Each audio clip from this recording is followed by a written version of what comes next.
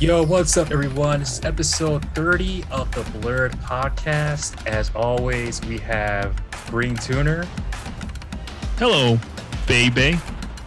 Creamcast, Hello, baby.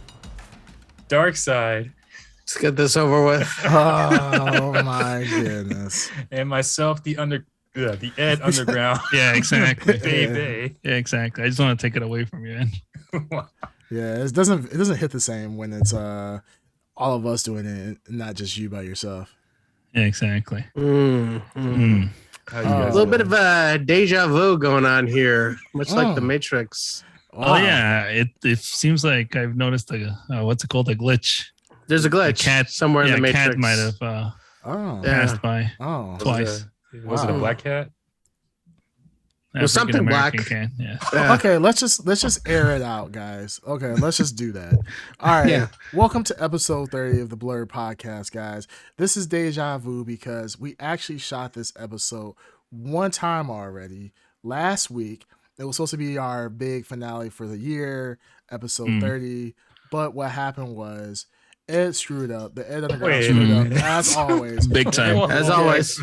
He was the biggest failure of all because Wait a minute. he did not actually. No, let's step back. It was No, actually easy. me. Yeah, it was but Ed me. was the ultimate failure. Yeah, Ed was ultimate failure. Ed was supposed to be the Ed was backup. the ultimate failure. Yeah, I messed up because I when recording, I do the recordings and the streaming for the episodes, and because Hey, don't be so hard on yourself, man. Come on. Yeah, I'm sorry. Yeah. Mistakes happen. Everyone Shut makes up, Ed. mistakes. Yeah. You piece of I for some reason the audio output from the guys on the Zoom channel did not come through in the stream. We didn't figure it out until much later. Pretty much we were done with the entire episode, and now we pretty much had to reshoot the entire episode again, talk about the Matrix again, everything else, spoilers. We're gonna talk about the Matrix and so forth. So yeah, I had a minor mess up, but the biggest f up was Ed literally has to hit one button to record to do as a backup, just in case if my recording fails for whatever reason. We always have Ed as a backup. He could not hit one button to record the Zoom call to at least have the audio, and he failed on that end. One time. No, this is not the first time. This has happened several times. For this. Okay, sure, whatever. Ed. Way to go, Ed. Yeah, next time, Jeez. stop being such a loser, Ed. And, and do God your damn. damn job. I'm a winner. Okay. Mm, No, next time do your damn job, Ed. That's what we pay you for. yeah. Wait. Ed, put those bony ass protrusions down. I don't know what that is. These are video game fingers. I don't know what those I are. bet they are. Yeah. Anyways, but yeah, that Yeah. was the problem from last episode, guys. That's why we were delayed a week in our episode. So apologies on that. Ed, if next time he does that, we will punish him severely for that. Mm. I mean, we can't. I was gonna say Someone get me a Switch. Yeah, I was gonna say we're not gonna feed him. Blade. I was gonna Yeah. say. I was gonna say we don't feed Ed for a day, but if we do that, he may not make it through the night. So Yeah. Wow. Ed has the build of a Somali pirate. So Mm. yeah, Mhm. if he doesn't eat I for have the Monday, build of He a. does have to build those. Please. He has a build. He's too. I have a build. yeah, he just A has to great build. I was gonna say, please don't give him a pirate build, at least. Yeah, a great A build. Somali pirate. Okay. He wouldn't make that training school wherever they put him through. Even they would look at him and be like, rejected "You at need to Somali eat." pirate school.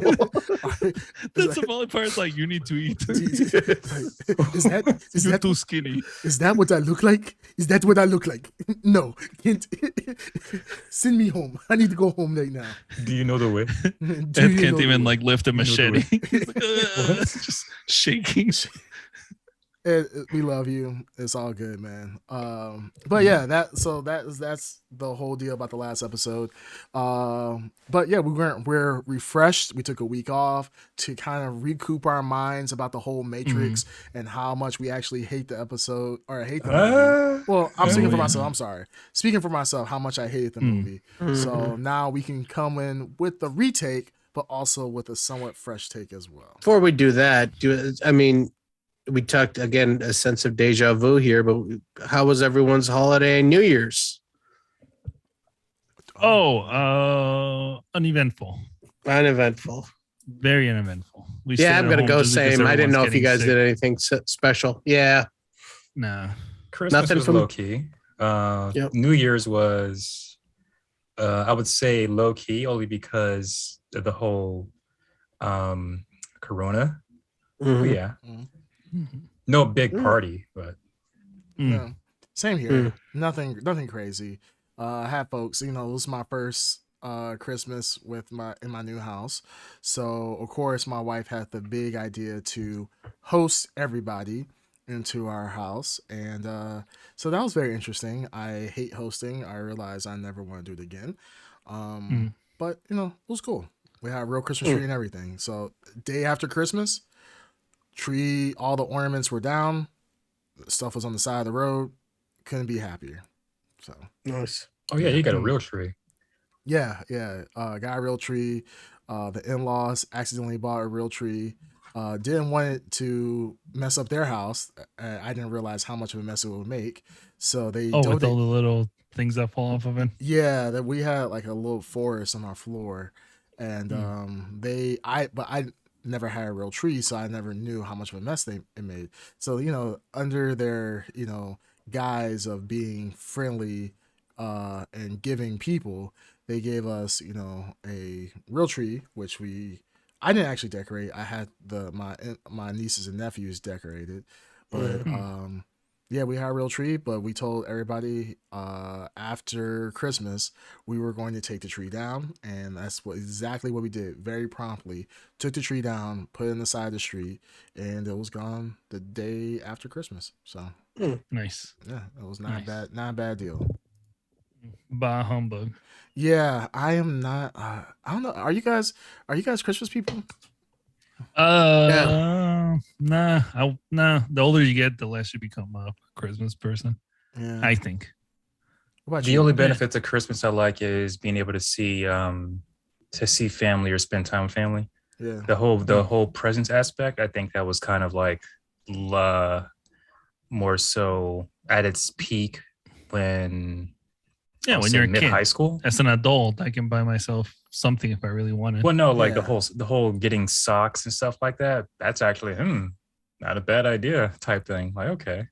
Yeah, I mean like this Christmas, one of my family friends bought me some dress socks, and normally I'll be like, hell yeah, because that's less money I have to buy on dress socks for work.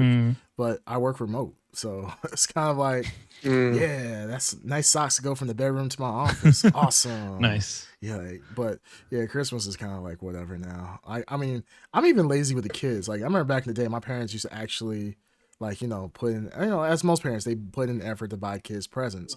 For my nieces and nephews, I literally gave them Amazon gift cards and said, hey, aunt and uncle are not buying you Christmas presents. You buy your own damn Christmas presents. Now, some of these kids are like 5-6 years old, and I'm expecting them to go on Amazon to buy their own presents because that's the They kind probably know how. They probably do. They probably do. They probably know how. So I just give them gift cards and say, hey, this is a gift card. Merry Christmas, kid. Santa's not real. And then keep it moving. So My nephew figured out how to get the Cash app. My nephew has a Cash app, and he gets like allowance once in a while. He figured out how to get $10,000 through his mother, my sister, through Cash app. I'm not 10. I'm sorry, $1,000. wow. Which sister? Yeah, which sister are we talking about? Formula for success. Rise early. Work hard. Strike oil. Wow. Is that your daily affirmation? I can do it. Siri just taking it in her own hands and just feel like, look, he's not gonna do it. I'm just gonna do it for him. Yeah. It's such a basic bitch. Wow. Great All motivation. right. Well, Anyways, yeah. Yeah. So which sister is this? This sister California? have seen. Yes. Oh, that's a sister in California? Oh, she does have a lot. She has a really big bank. So God damn. I'm no man. Ooh, I know there's a lot of deposits in that bank. Starting to sweat. Woo, yeah. Wow. Anyways, Hello, Edward. You Come on, Ed, you don't think that'd be a great family gathering? no. It'd be your sister, me, Eric, your mom. You know, you're in your Sonic PJs opening presents. Yeah, that would be a great. I mean, that would be a great family reunion for sure. No. I mean, Alright. you don't have to even have to invite your friends over because we're already there. We've. No. I mean, it's okay. It's okay. I'll wait till my sister goes back to California. Wait, she's here now? She's No. here. No, I'm saying she was here. Oh, okay. Okay. Sure. Mhm. He's trying. I think he's trying to lie to us and trying to throw us off. He is trying to lie. She's probably there right now. Yeah, he's trying to throw us off the scent, and Yeah. but that's okay. But a bank that big, My card. but yeah. Anyhow, all right. So All right. with this episode, guys, I have I have our blurred listeners. I have an Oh, our favorite segment. Are we gonna Yeah. go into my favorite segment of all time? yeah God. talking about big banks. Mm. I have to make a withdrawal, Alright. guys. I had to make a withdrawal. I need Alright. to talk to the Blurred podcast listeners. So I already told the guys about this, but I want to tell you guys this. I've had some revelations come into my life recently, and I have to make a very, very sad announcement. Ever since I joined the Blur podcast, we've always talked about a lot of different topics, and those topics have ranged from many, many different things within nerd culture and so forth. I had some people, that I look up to. I had some people that I respect, and in a professional sense and intimate sense, all the above. And they told me some stuff about the podcast and how they felt about it. And I regretfully have to inform our listeners that starting this episode, there will be no more Sneaker Corner. What? Oh my god. Yeah, green So turn. that's oh my god. Green turn, cue the music. Uh-huh. Yeah, this is Yeah. the guys. I'm sorry to let you down. Thank you, Ed, for your air violin. Who? Wait, Who what? said the sneaker corner is garbage? I can't. I want to tell, but the thing is, I ain't no snitch. I ain't never gonna be no snitch. I ain't want never- names. You want This names? is shocking Wow. and completely out of the blue. Wow. I mean, for somebody, of all people, I didn't think that you care so much about the Sneaker Corner.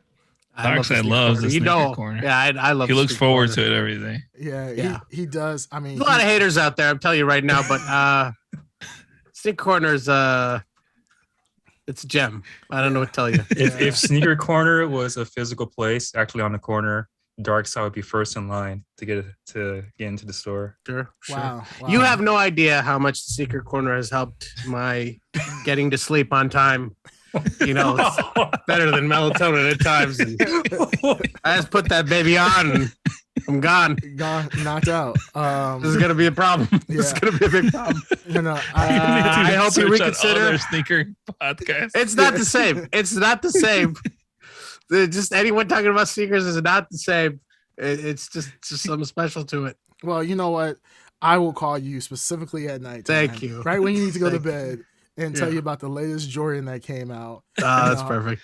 I promise that I will not bring up any exciting shoe like the Yeezy foam runner or anything like that that might actually pique your interest because of how hideous they are. But Mhm. I will talk to you about, hey, guess what? Another Jordan 1 came out. But guess what? Instead of black, it's blue. You're gonna be like, oh man, Uh, Yeah, oh, wait, whoa. Oh, you almost got me. yeah, You almost got me. yeah. Come on. Wake up. Oh. Yeah. So, for our listeners, I apologize for no Sneaker Corner. The decision really came from the fact that, this is a kind of like a nerd podcast. This is the Blurred podcast. So it's just one of those things that, sneakers, I realize that sneakers are just not everybody's thing. And I realize as a team, for the betterment of the podcast and to get the flow and the juices talking about all these different nerd topics, maybe Sneaker Corner is not the best source of entertainment for you guys. So, you know, we still, every once in a while, I'll still bring up Sneaker Corner for those 2 people out there that listen exclusively to the Blur podcast, just to hear that exciting sneaker news. I still, on occasion, when I get something super hot that's, you know, really out there, is very entertaining, I will go ahead and talk about it. Maybe during like, hey, you know, what's been going on with you guys segment. But other than that, yeah, no more Sneaker Corner from this day forward. So, you know, if you want to get your Sneaker Corner fixed, listen to older episodes. Just put me on repeat, you know, and, you know, just fall asleep to the soothing lullaby of Jordan 1s and the dulcet tones. Yeah. Like, you talk about the colorways and so forth. So it's an end of an era. So it is the end of an era. A national tragedy is what it is. Yeah, it made it through one season of the Blur podcast. So this is ground zero for Sneakers. Yeah, so I mean, it's a national tragedy. Is a national tragedy. I mean, I think Joe Biden just put out a statement recently. I think Donald J. Trump actually spoke about this at his MAGA rally. So FEMA's involved somehow. FEMA, exactly. Biden's ones is talking about some guy in the 80s who used to put switchblades in water or whatever. When they interview Biden, he just goes off the rails talking. Oh, right. Yeah, he does. He's like, you know it, fat. I don't know what the hell you're talking about. But I don't know either. Well, yeah, like you're talking about. No, really. Shit. Okay. Whenever you listen to Biden talking about anything, if they don't keep him under control, he'll just start going on. Yeah, he goes into folksy little tangents. Yeah. I mean, no, Biden has the he does have the wherewithal of an old man. So yeah, he'll go off on a tangent, and you'll be like, "Where the hell? How do we even get here?" So yeah, no, story time with Biden. Yeah, story time with Biden. Story time with Biden. But yeah, so yeah, national treasure. We're putting this in the archive. You know, it will be. You know, hopefully Nicolas Cage doesn't try to steal Sneaker Corner time. You know, it's up there with the Declaration of Independence. Like Declaration of Independence, right below that Sneaker Talk, then the Constitution. Like right after they're in that order. Like so. You know, even this talk of the Sneaker Talk is gonna just do me good tonight. Wow. I'll be out looking like I'm gonna miss it. Yeah, I'm gonna miss it. Hey, after this, you know, insomnia. That's the only thing I wish for you. Pretty much. So. Yeah, no, brother. Yeah, but okay. So enough of Sneaker Corner. Let's get into let's get on to something more exciting. The Matrix Resurrections. Not much more exciting. Yeah. The Matrix Resurrections. Resurrections. There you go. Res-erections. I mean, that was rest erections. Rest all erections. That was or no erections. No erections. Because the boy transitioned, right? Yeah, the Wachowskis. Our boys transition. They are no longer the Wachowski so no brothers. more erections. They're the Wachowski sisters. You know, hey, we respect. We're very inclusive here. But I'm not gonna lie, something was definitely missing with this Matrix. This Matrix entry. This was not it. I'm sorry. As a pretty huge Matrix fan, this wasn't the best showing by a long shot. And may I ask a quick question to the resident fan of Matrix? Who would that be? The self declared ultra fan of the Matrix, the Ed Underground. What is the room where the architect is? What's the room called? The room? Yeah, we've been over this probably like 5 times already. No, we never. So I would expect you to actually know what the name of the room is. We talk about the room that the white room. But there's 2 white rooms. There's one where the architect's in. Okay, give me the name of both. But we never set the name of that room. I don't even think anyone knows. Give me the name of the other one. So the construct. Yeah. Damn it! See, well, this is what happens. Okay. No, he did his homework, and that's all. I did not. Okay, so as a background, guys, when we did the first episode, the Ed Underground has been self-proclaimed. He got burnt. It was pretty bad. It was pretty bad. He swore. He got found out. Yeah, he got exposed. You know what? I'm starting to think that maybe there is a recording and that a plug got pulled. Yeah, because. This dude couldn't name facts about the Matrix. He was calling Morpheus Morbius half the time. Yes, I don't. I don't know. He didn't even know the architect's name. He just called him Colonel Sanders. Colonel Sanders. Colonel Sanders. He did say that. This guy was floundering, and it was rough. It was bad. I need the receipts for this. He said, and I saw his eyes like darting, like panicking. And I think he pulled the plug. I think he pulled the plug. You saw him furiously clicking on his keyboard. Yeah, he was doing Google searches, but he was actually searching through Google. He was Matrix for Dummies. Yeah. He was actually searching through Yahoo. That's where he was getting all his answers from actual Yahoo searches, not even Google searches. No Pixar didn't happen. This guy was struggling. He thought that people were made from black goo. He's like, yeah, people are made from black goo. Oh my god! All right, yeah. They would construct them out of nothing. Yeah. He could not that people were being, and we're like, how? I was like, the black goo people are being fed from other people. That's the black goo. They're actually getting intravenously. And it was like, oh, well, no, they're made from black goo. That's how they're made. I'm like, this is not Prometheus. You got the wrong ass movie. It's like he's never seen the first movie before. It seems like love to hear the recording of this. Hey, you know we can't, you son of a bitch. We'll have to check on your computer where it is. Yeah, exactly. I like how cocky he is now that he's done his homework. Finally. And I like how he said it though. I think it's called the construct. Like he was panicking his research right afterwards. Yeah. But you know what he did. So I can see Ed. Ed, what's the name of the little the kid that Neo talks to in the waiting room for the Oracle? When he, with the spoon, kid with the spoon. He didn't have a name. He was the possible chosen one. There's many possible ones. So he didn't have a name? I don't believe he had a name. The kid that bent the spoon before Neo did? No. Yeah. Okay. He did his homework. Okay. Who's going? No. I got a question. I got a question for Ed. Okay. Here we go. What was the name of the old world? Hold on. Before you ask another question. Sure. So Darkseid is asking me questions, but he's the one. I don't know it. I'm not a self-proclaimed Matrix fan. I didn't say I was self-proclaimed. All I'm saying is I'm a Matrix super fan. I didn't say that either. I said I like the Matrix. He does have a name. He does have a name. Okay, so his name was not mentioned in the movie. He's probably in the credits, but not in the movie. Wasn't mentioned. Mm-hmm. Okay, I mean Matrix fans know the name. Yeah, Matrix real fans know their name. Sure. Yeah. Matrix fans know the name. Sure. Okay, well let's let Creamcast ask this question of the genius over here. Let me ask you a question. Who was the old world program that showed up to fight Neo in the Matrix Resurrections? The old world program? Yes, from the first Matrix. He was an outcast. He became an outcast. Who was the program that showed up that initially fought Neo in Matrix 2 and 3? The old world program. Yes. You said the first Matrix. No, he was in 2 and 3. He wasn't in 1. The old world program? And he showed up in the newest movie. Yeah, he showed up in the newest movie. Old world program. Yes. He became an outcast. He attacked Neo, and the rest of the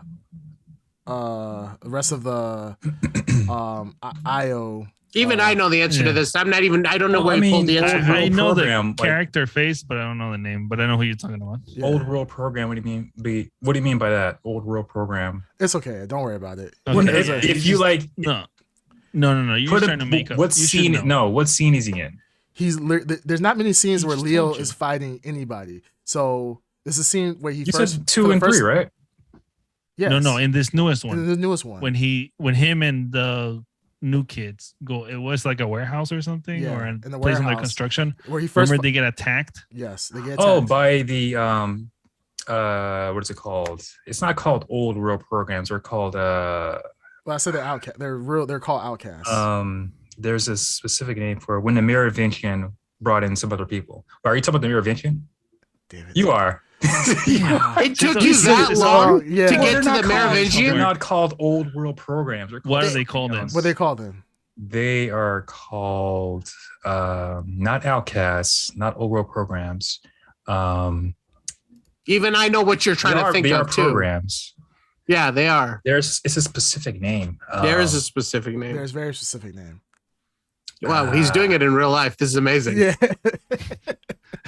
Well, I said the Merovingian, which you were mentioning. Yeah, I yeah, said you that. it took you forever, but you got to the now that okay, that what you're referring to, they are programs. They are programs. They have that, a designation, and they did not want to be deleted, so they rebelled.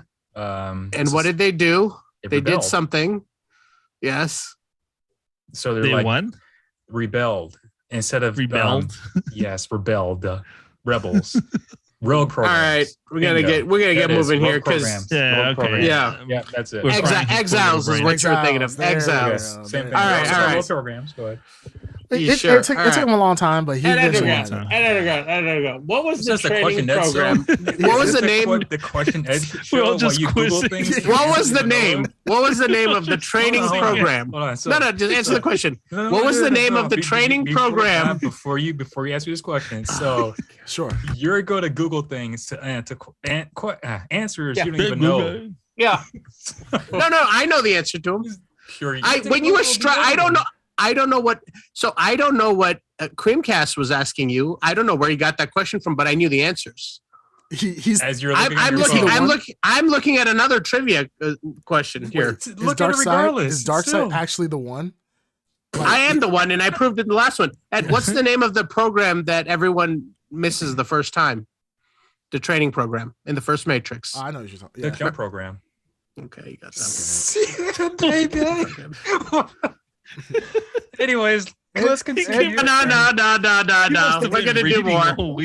You're gonna do more. Yeah, he was like, "Is the SATs for him?" Anyone listening? Yeah, this is the complete opposite of Ed last week. He couldn't name characters. He couldn't name places. He couldn't name anything. He couldn't.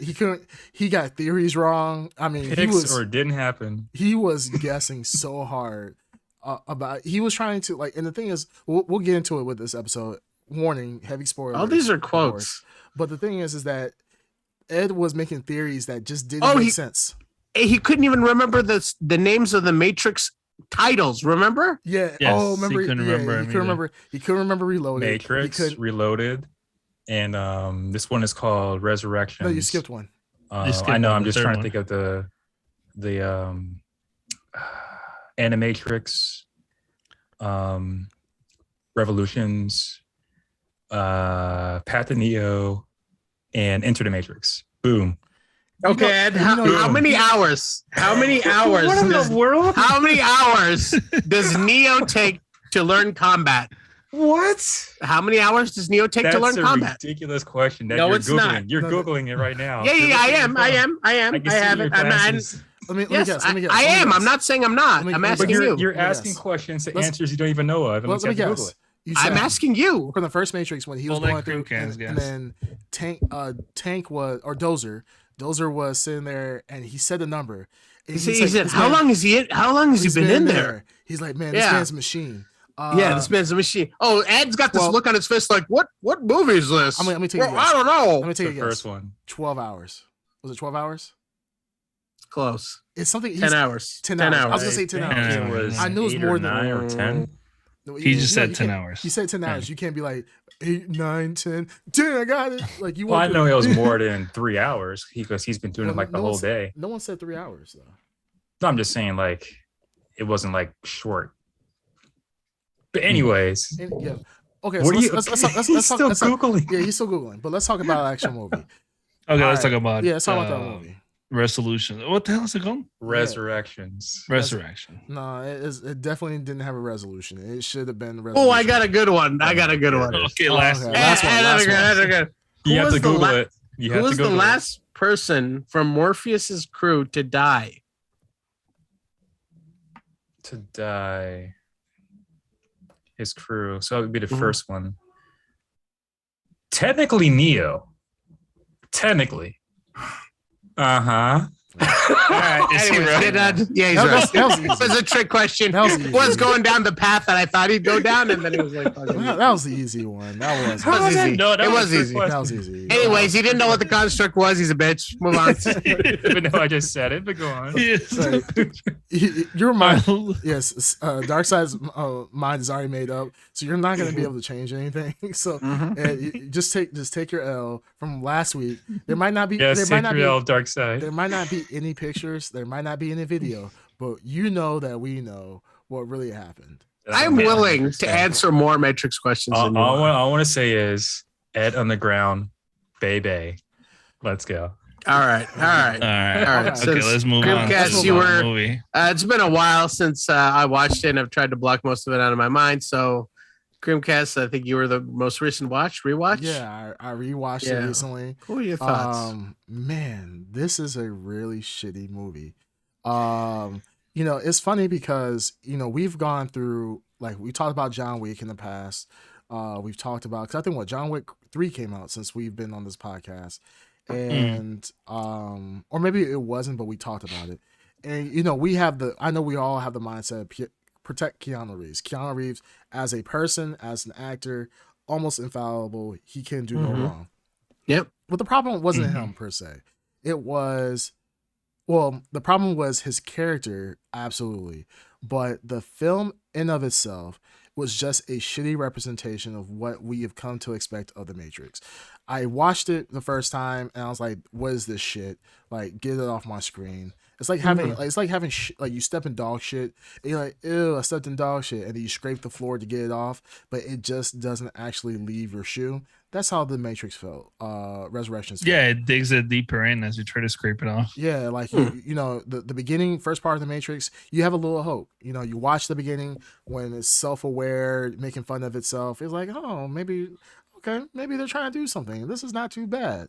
But then as you get into the very first fight scene with Neo and Agent Smith sets the tone for the rest of the movie at that point. You know that you smell the dog shit. This is even a better analogy. The first half of the movie when they're self-aware, you smell the dog shit. You know it's coming, but you're continuing to walk because it's dark outside. You can't see. You're like, oh, where the hell am I going? Your flashlight's not really working. You smell dog shit. You know you're walking up on dog shit, but you're thinking, hey, maybe it's in the grass. Maybe it's not on the sidewalk.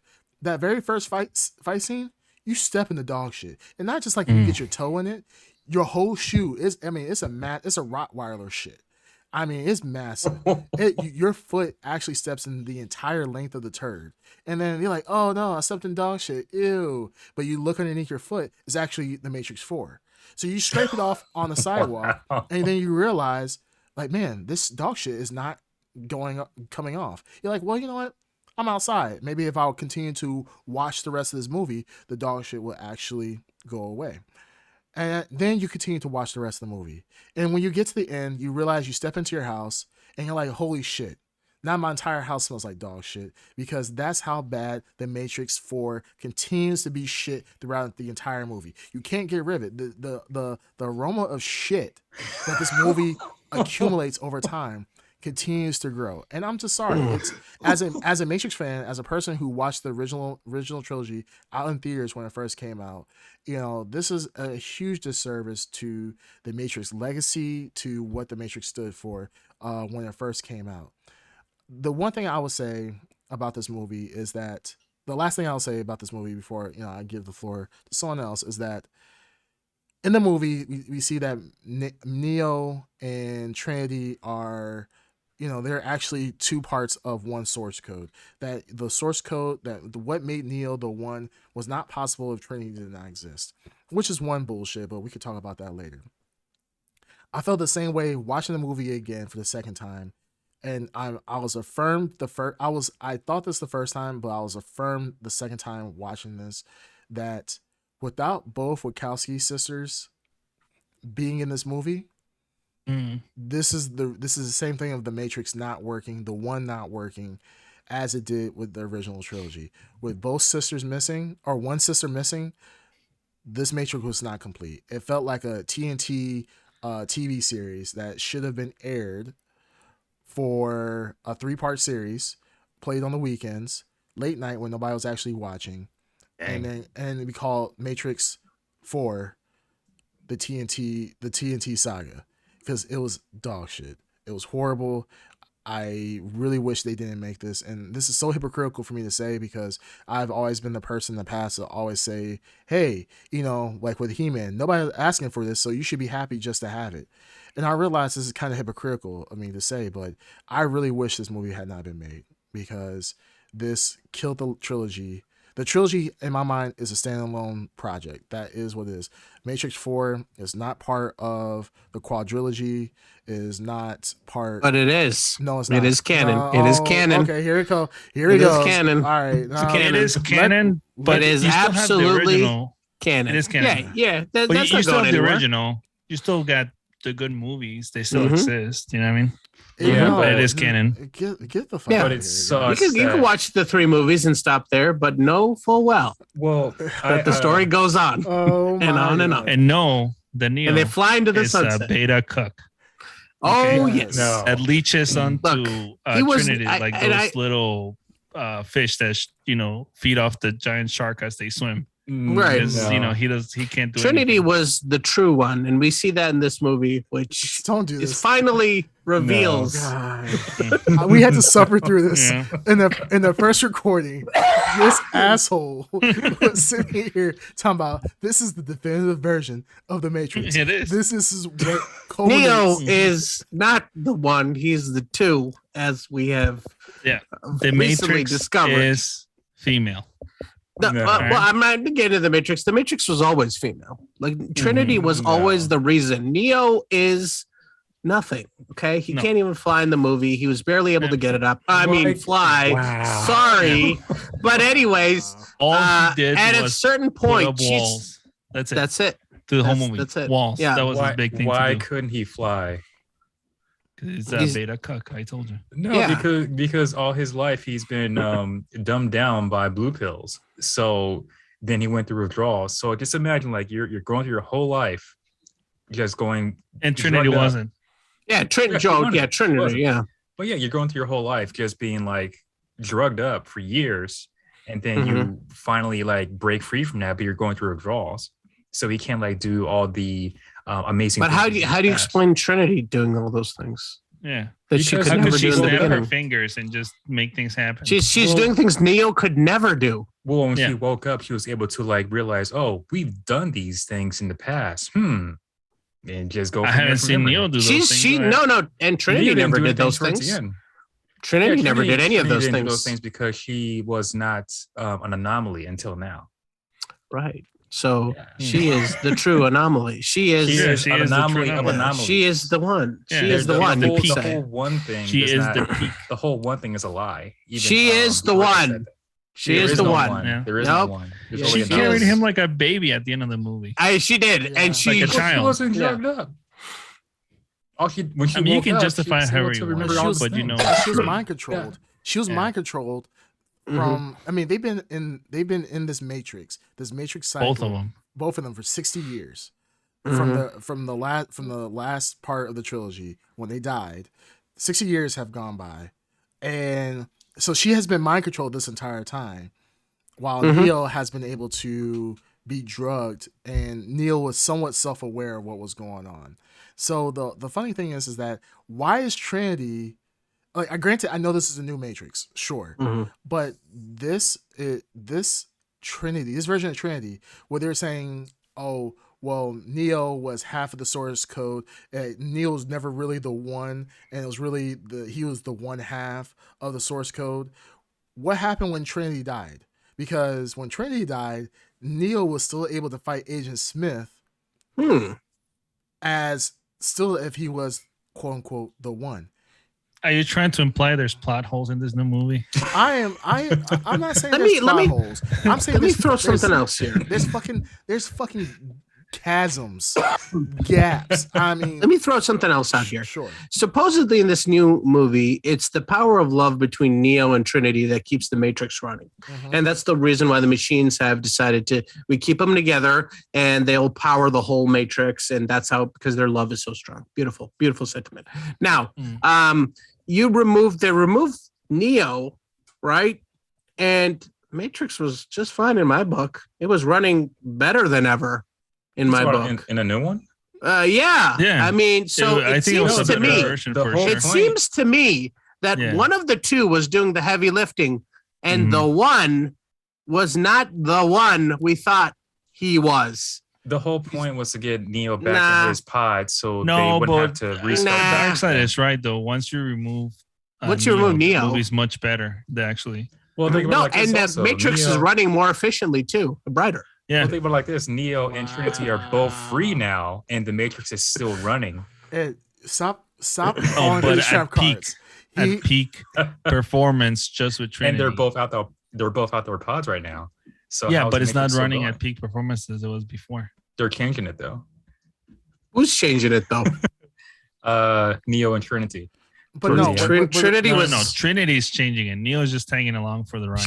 Trinity's snapping her fingers, doing things that Neo couldn't even think about doing. Neo was like arguing with the architect. He probably can do it now. I mean, it's that was the superpower arguing in this newest movie.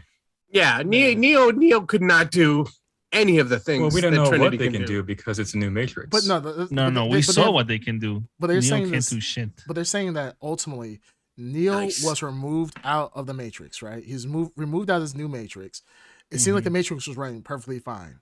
They removed Trinity and Neo out of the Matrix. Neil Patrick Harris is still sitting around pretending he's a psychiatrist, and the Matrix seems like it's still running. So why is it that they can be removed from the Matrix and still the Matrix is still working fine? Yeah, solar power. Say it. No, it doesn't make any sense. Because with both of them, it was running at peak performance. Without them, it's still running, but it's not running at peak. You know, Green Turner, at the highest level. It's Wi-Fi. They have Neo's penis is technically a Wi-Fi antenna. So when when the power of love comes through, he is able to jack in the Matrix wirelessly with the power of love. Yep. Oh my goodness. She's snapping her fingers left and right. Snap. Oh my goodness. Snap. Neil's like, he's like, Trinity, I can't go another round. She's like, snap. You thought wrong, bitch. And then now it just gets hard again. Erections. You get at underground. At underground. Dark Side. What did you think? Answer for your crimes. For my crimes. What? I mean, what was your opinion of the movie? So I don't know. Try to justify this because it seems like I'm not justifying every decision on this movie. Last episode, our first recording, you were justifying it hard. You were trying to. He's justifying right now. No, about everything that's going on. Yeah. Like I said on my live stream, I'm very scared for this movie. I enjoyed the first three. I gave the first one a 9. I gave 2 and 3 an 8. This one, I'll see the rating. You gave the first Matrix a 9? Yes. Damn, I would have given it a 10. That movie's a 10 out of 10. I give it a 9. I give it a 9. No bullshit. Yikes. The movie at the time was a 10 out of 10. Even for me, still is a 10 out of 10. It's rock solid. 10 out of 10. Like I could say. Damn, what a hater. Yeah, that's yikes. Wow. Yikes. Yeah. I get a 9.5 out of 10. No, but no, I think. Oh, now that's gone up to a 9.5. Yeah, wow. Fake fan. Wow. Peer pressure. Well, like I said, many times on this podcast and on my live stream that I am scared for this movie. I don't think there should be a fourth one. I think that it was done at 3. But all right, it's going to be made. Let's see what happens. And I do agree with Dark Side and Creamcast. Creamcast being, I don't think this should have been made. I forgot what you said, Dark Side, earlier. Oh, that it's canon. It's a good movie.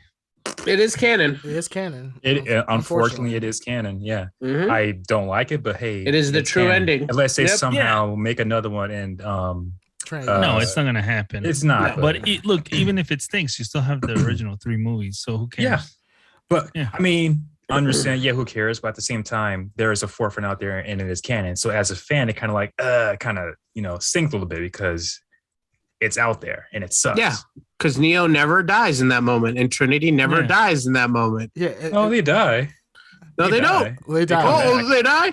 No, they did. They died. They did die. They didn't die. They did. No, they resurrected. They resurrected. No, they did resurrect. They just used like their technology to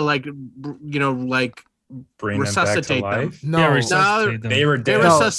They were dead. They were dead. Trinity, you saw Trinity even die. no, but even more. No. But Neil Patrick Harris said you have to watch her die again.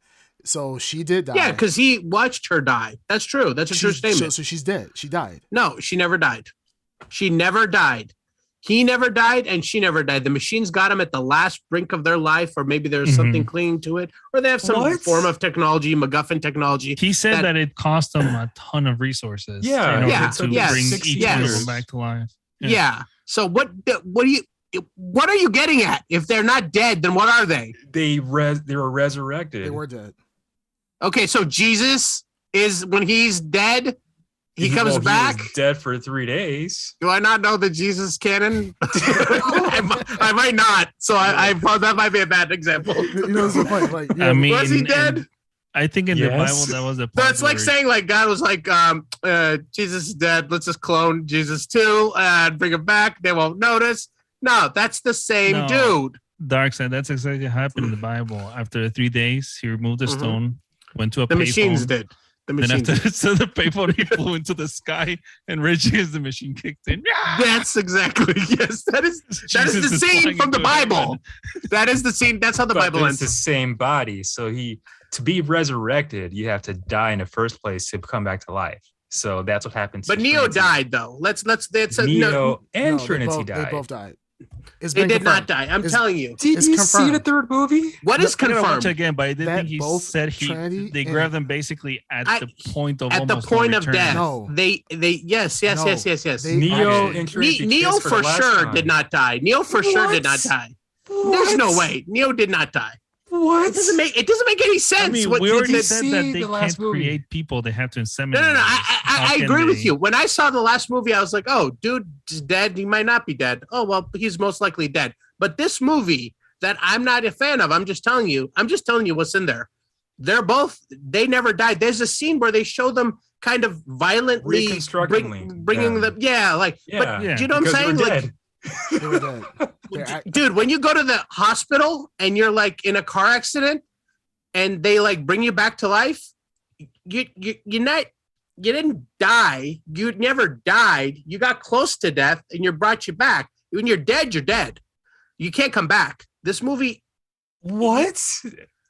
Am I explaining death to you here? Once you're dead, you're dead. In real life, there have been some cases where people have been in the morgue, in a body bag, and literally came back to life. Okay, but then they weren't dead. They were not. Yeah, but they're not really dead. Once you die, there's no return. That's the point. Oh, I can't believe I have to explain this to Ed Underground. Oh my god! This is a seminal moment in podcasting here. When human beings die, they die. Forever, unless they're not dead, and your heart is there's still some life there, or you CPR or something. Movie, we see Trinity get impaled. Yeah, she's dead. She should be dead. Yeah, she was dead. And before this fourth movie came out, I would have said she's absolutely dead. But now we know she never died. She did die. Okay. They brought her back to life, reconstructed her body, and science? I don't know. So wait, you're okay with them doing that, but you're not okay with me saying they brought her the more likely thing that she was still clinging on to life, and the machines use technology to bring her slowly back to form? Dark Side, what's the title of the Matrix 4? What's the title of it? Matrix Resurrections. All right. So you have to die to be resurrected, right? No, it's about this shitty franchise trying to be resurrected. Why not name it Matrix 4 half dead? Or, I don't know. Not really dead. It doesn't go with the motif that they never died. They never died. They did die. And the father of the daughter, Santi, I think it's her name, Santi. The father made this this tower. Creamcast, you looking at the wiki? Back to life. Yes. Okay, what do you got? What do you got? That in fact, Neo did die. Neo and Trinity did die. The analyst, it's not the architect, because the architect it was from the first Matrix. The analyst did in fact say that he pretty much revived them and spent all the extra money. He pretty much deplete the resources. So did they die? They died. And they're dead? They were dead. Okay. He grabbed their bodies. He grabbed their bodies while they were fresh, and then spent an enormous amount of time and resources. Cloning them? No, rebuilding their bodies. You see, so they never died. Does anyone not understand what I'm saying? I guess I'm having an issue grasping this very simple concept here. Okay, let me finish. Follow through with me. How about you stop talking and listen?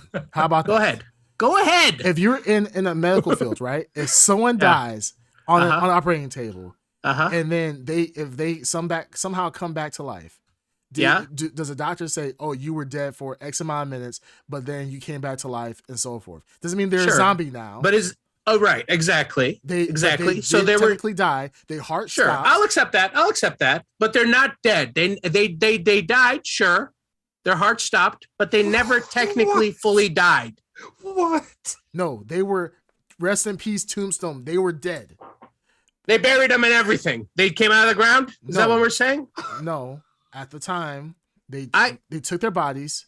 They helped preserve their bodies, and then as time moved forward, the technology grew better. They spent time reconstructing their bodies. Eventually, reanimated their bodies. So technically, Trinity and Neo are technically zombies. And they reanimated their bodies and rebuilt their bodies prior to their actual accidents. That's why Neo and Trinity. Here's the way I see it. Here's the way I see it. This is why Neo and Trinity look younger than Niobe. Yes. Niobe actually they rebuilt. I get that they were preserved. But here's the way I see it. They got to the brink, the edge of death, and this is where the machine science kicked in and brought them back. They didn't in my mind. Once you die, you die. After that, if you come back, that means there was a little bit of you still alive. No. Or you're cloned. We're talking about a movie where you but it's a very simple concept. You speak on the telephone and your body somehow disappears. I got that. Downloaded back into your brain again, and then you pop up and say, "Whoa, I know kung fu. I know kung fu." Like, come on, come on. Whoa. Well, but wouldn't that in that case then help Ed's argument about people being made from black goop then, if the machines have the technology to just make people? Oh shit! God, the fuck! This is what I'm saying. There's there's nothing to support that. There's nothing to support that idea. Then they can just create humans without artificial insemination. Sure. Yes. I doesn't make any sense. The only thing that makes sense is that they got them right at the moment of death and they didn't know how to bring them back. They preserved them. Like you said, we all agree with that. And the analyst slowly reconstructed them back to life. But they never fully 100%. Maybe our concept of human death and the machines found some edge of death. I don't know. That's the way I saw it. I saw that. And this whole thing is mute because it doesn't really matter ultimately. The analyst said, you're going to have to watch her die again. She died. But that's not because that is a very simple statement. Neo confirmed in the third Matrix when they got to the Machine City that when he left Trinity, that Trinity was dead. When he talked to the architect, he confirmed that Trinity was dead. So if a person that can see light and electricity with blinded eyes, Dreamcast, this is an Ed Underground argument here. No. All right, go ahead, man. Go ahead. This is a really rough one. Neo confirmed that Trinity was dead. Neo confirmed what he saw. He's right. You're absolutely right. He didn't have eyes. He didn't see shit. Whatever reason, I thought she was dead. I walking out of that theater, I was like, damn, that bitch dead. He thought she was dead too. Because she was. We all thought she was dead. Because she was dead. Turns out she wasn't. Neo died at the end of the Matrix. That was the whole symbolism. So they reconstructed her without. I don't think he died. DNA. But anyways, they have DNA. They have the entire human population. DNA. Why would they not have her DNA? Well, that's what I'm saying. They have her whole body. So let's say she died, right? That's fine. But then they purposely rebuilt her. All right, I have an exact statement from the wiki, and this is from Wikipedia. Okay. Oh my goodness. This is just take the L, Dark Side. I'll take the L because it literally says analysts brought them back from death after they resurrected them after death. Literally says resurrected after death. So I'll take the L, but I don't see it that way. Oh, sure. I just don't. It doesn't make any sense to me. But again, the whole fucking thing doesn't make any sense to me. Sense. So. I mean, I'm sorry that you're wrong. It does not. Sure. I mean, I thought it was more. I thought it was more beautiful, even as story that they were not fully dead and that they were clinging on to life, I thought was a better thing. But I get this is why this movie is stupid, because I know it's stupid, but I thought that was a fucking better idea, and I thought at least they had the sense to do that. Why wouldn't they build in some safeguards into the clones? He explains he was able to resurrect Neo and Trinity after death and studied them.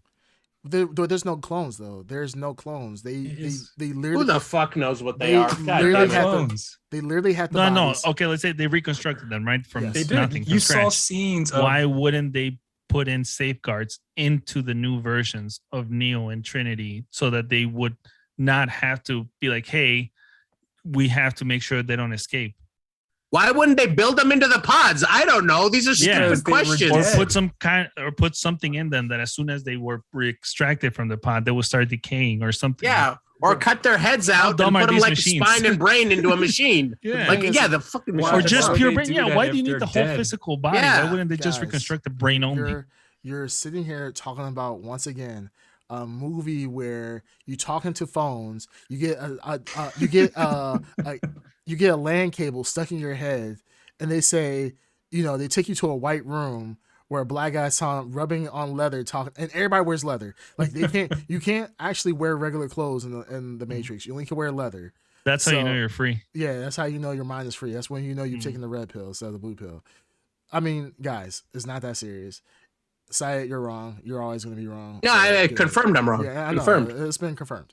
Oh, yeah. No, even if it's wrong, it is mind-boggling how stupid this movie is. It is in the script. I mean, that the fact that they wouldn't just build just the brain, because that's all they really need, or just the head.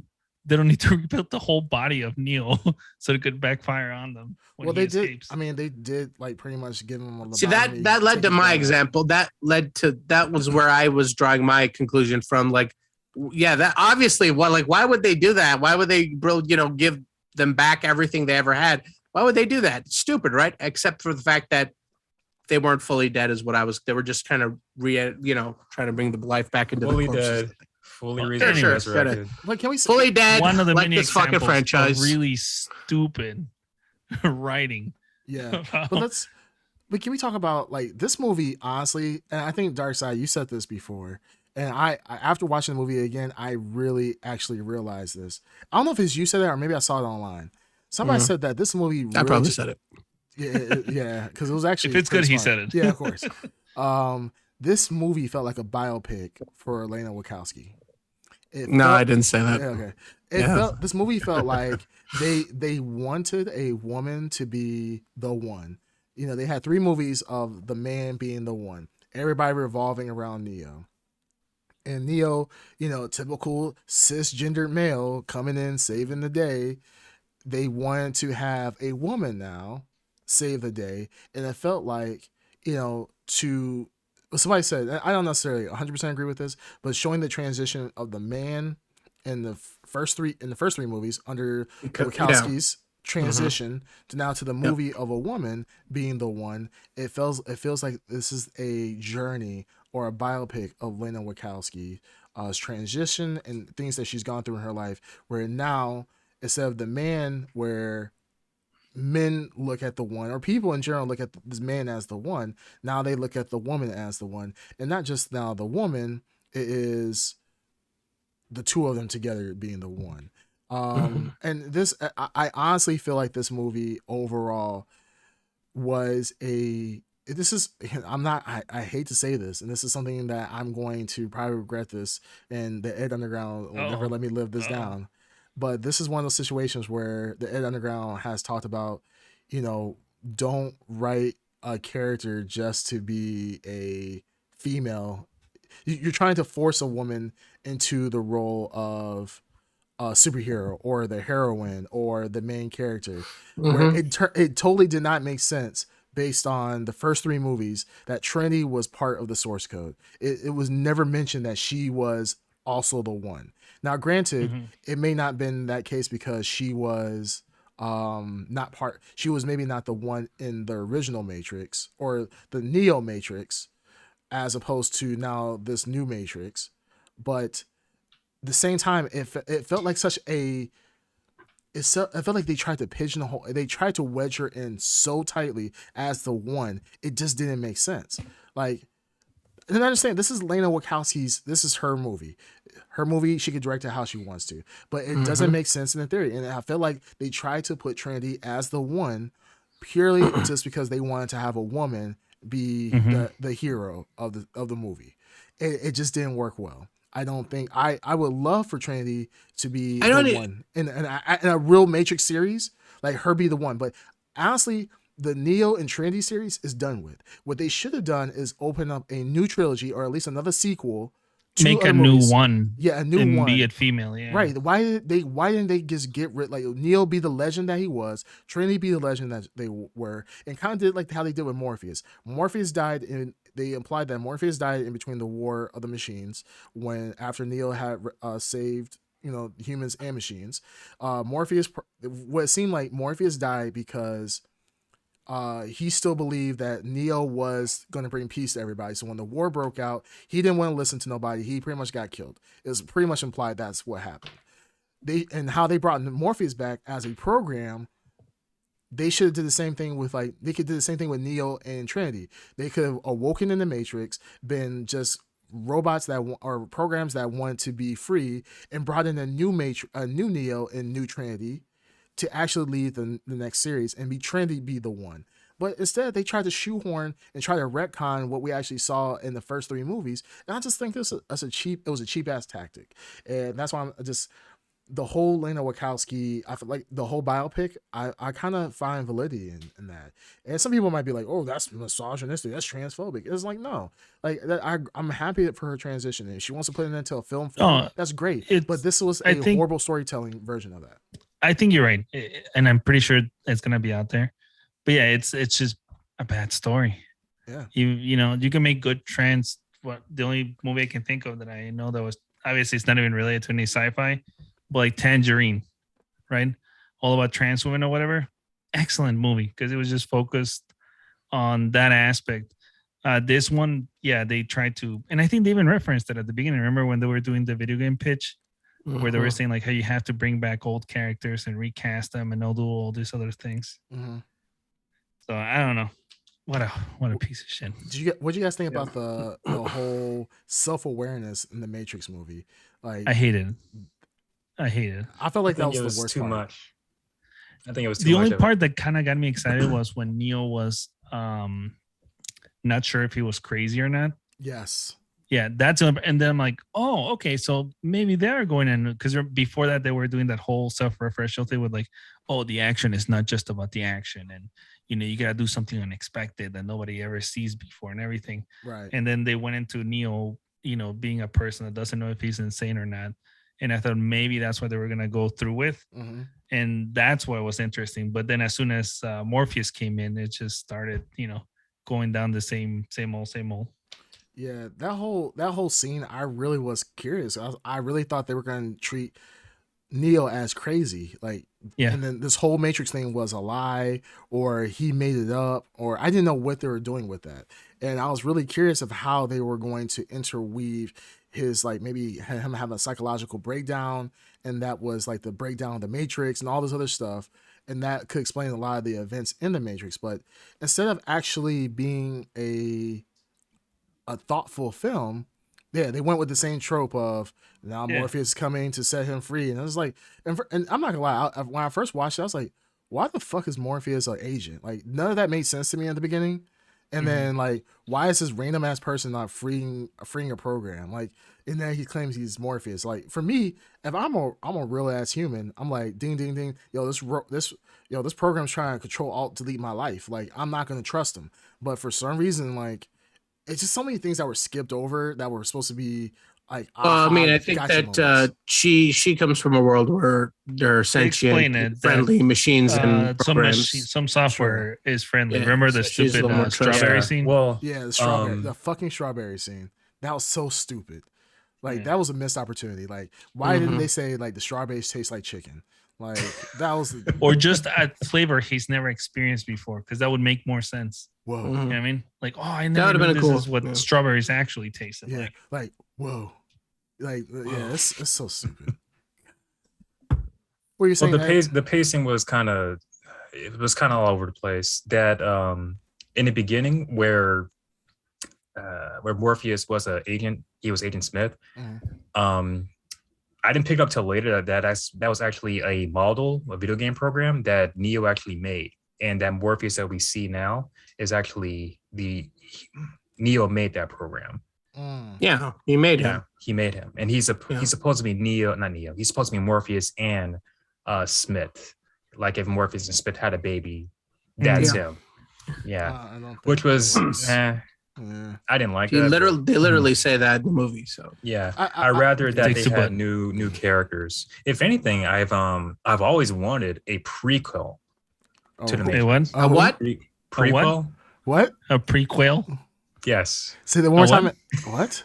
A prequel. Okay. I'm not gonna lie. Looking, sounding kind of sus over there. Prequel. Prequel. Like NyQuil. I want to know prequel. Like, because we all know that when Neo talked to the architect in the what was the second? Yeah, the second movie. That they're against vis-a-vis ergo KFC chicken secret spices. Rectum, yeah. Anus rectum, dick'em biggest. Yeah. Wow. Well, we all know there were 6 previous Matrixes. Dickiest. Anyways, there were 6 previous Matrixes, and I would have loved to see like what those Matrixes are all about. We all know the ending result of that. The Matrix is reset, people die. So that would be like a story to actually look into because the heroes actually don't win. I would have loved to see like something like that. Like we see the progression of the 5th Matrix. Hold on, say that one more time. The progression? No. What happens when who all dies?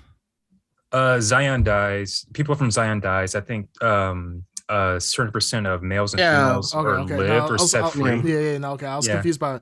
I thought you were talking about like the other the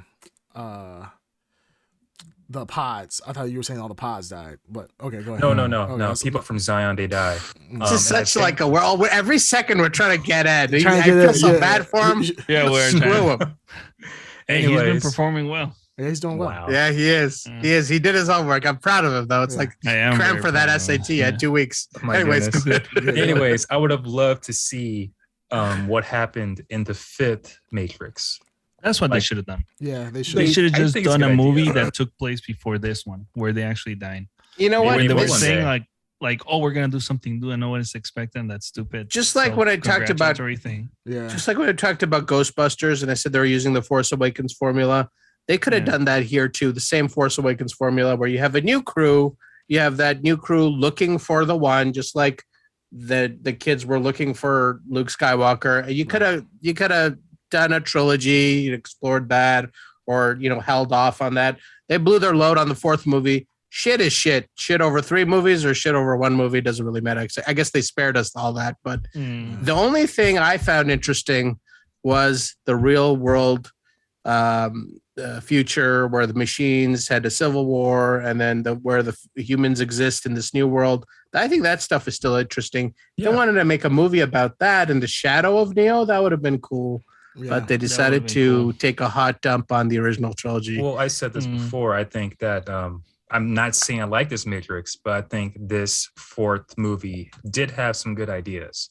It just wasn't executed properly. Like the whole thing with the Io. Oh my God! Yeah, which is also binary, by the way. Strike got out of the 3rd. Io. I think that was a good idea with the whole civil war, but machines fighting machines and machines actually joining the humans, and we actually can see the manifestation of programs living in the real world. Yeah. That's a great idea. No, that was a good idea. I like that. That was cool. There's a lot of good ideas. I just don't think it was executed properly. And there was one line that Neo said when he was fighting this wannabe Smith, or Smith said to Neo, he said that you've lost something. And I said this before, and I think that whole movie is that, you lost something. You lost the other Wachowski. I think if they had the other Wachowski in here, I think it would have been a solid movie. Instead, you just have half of a movie.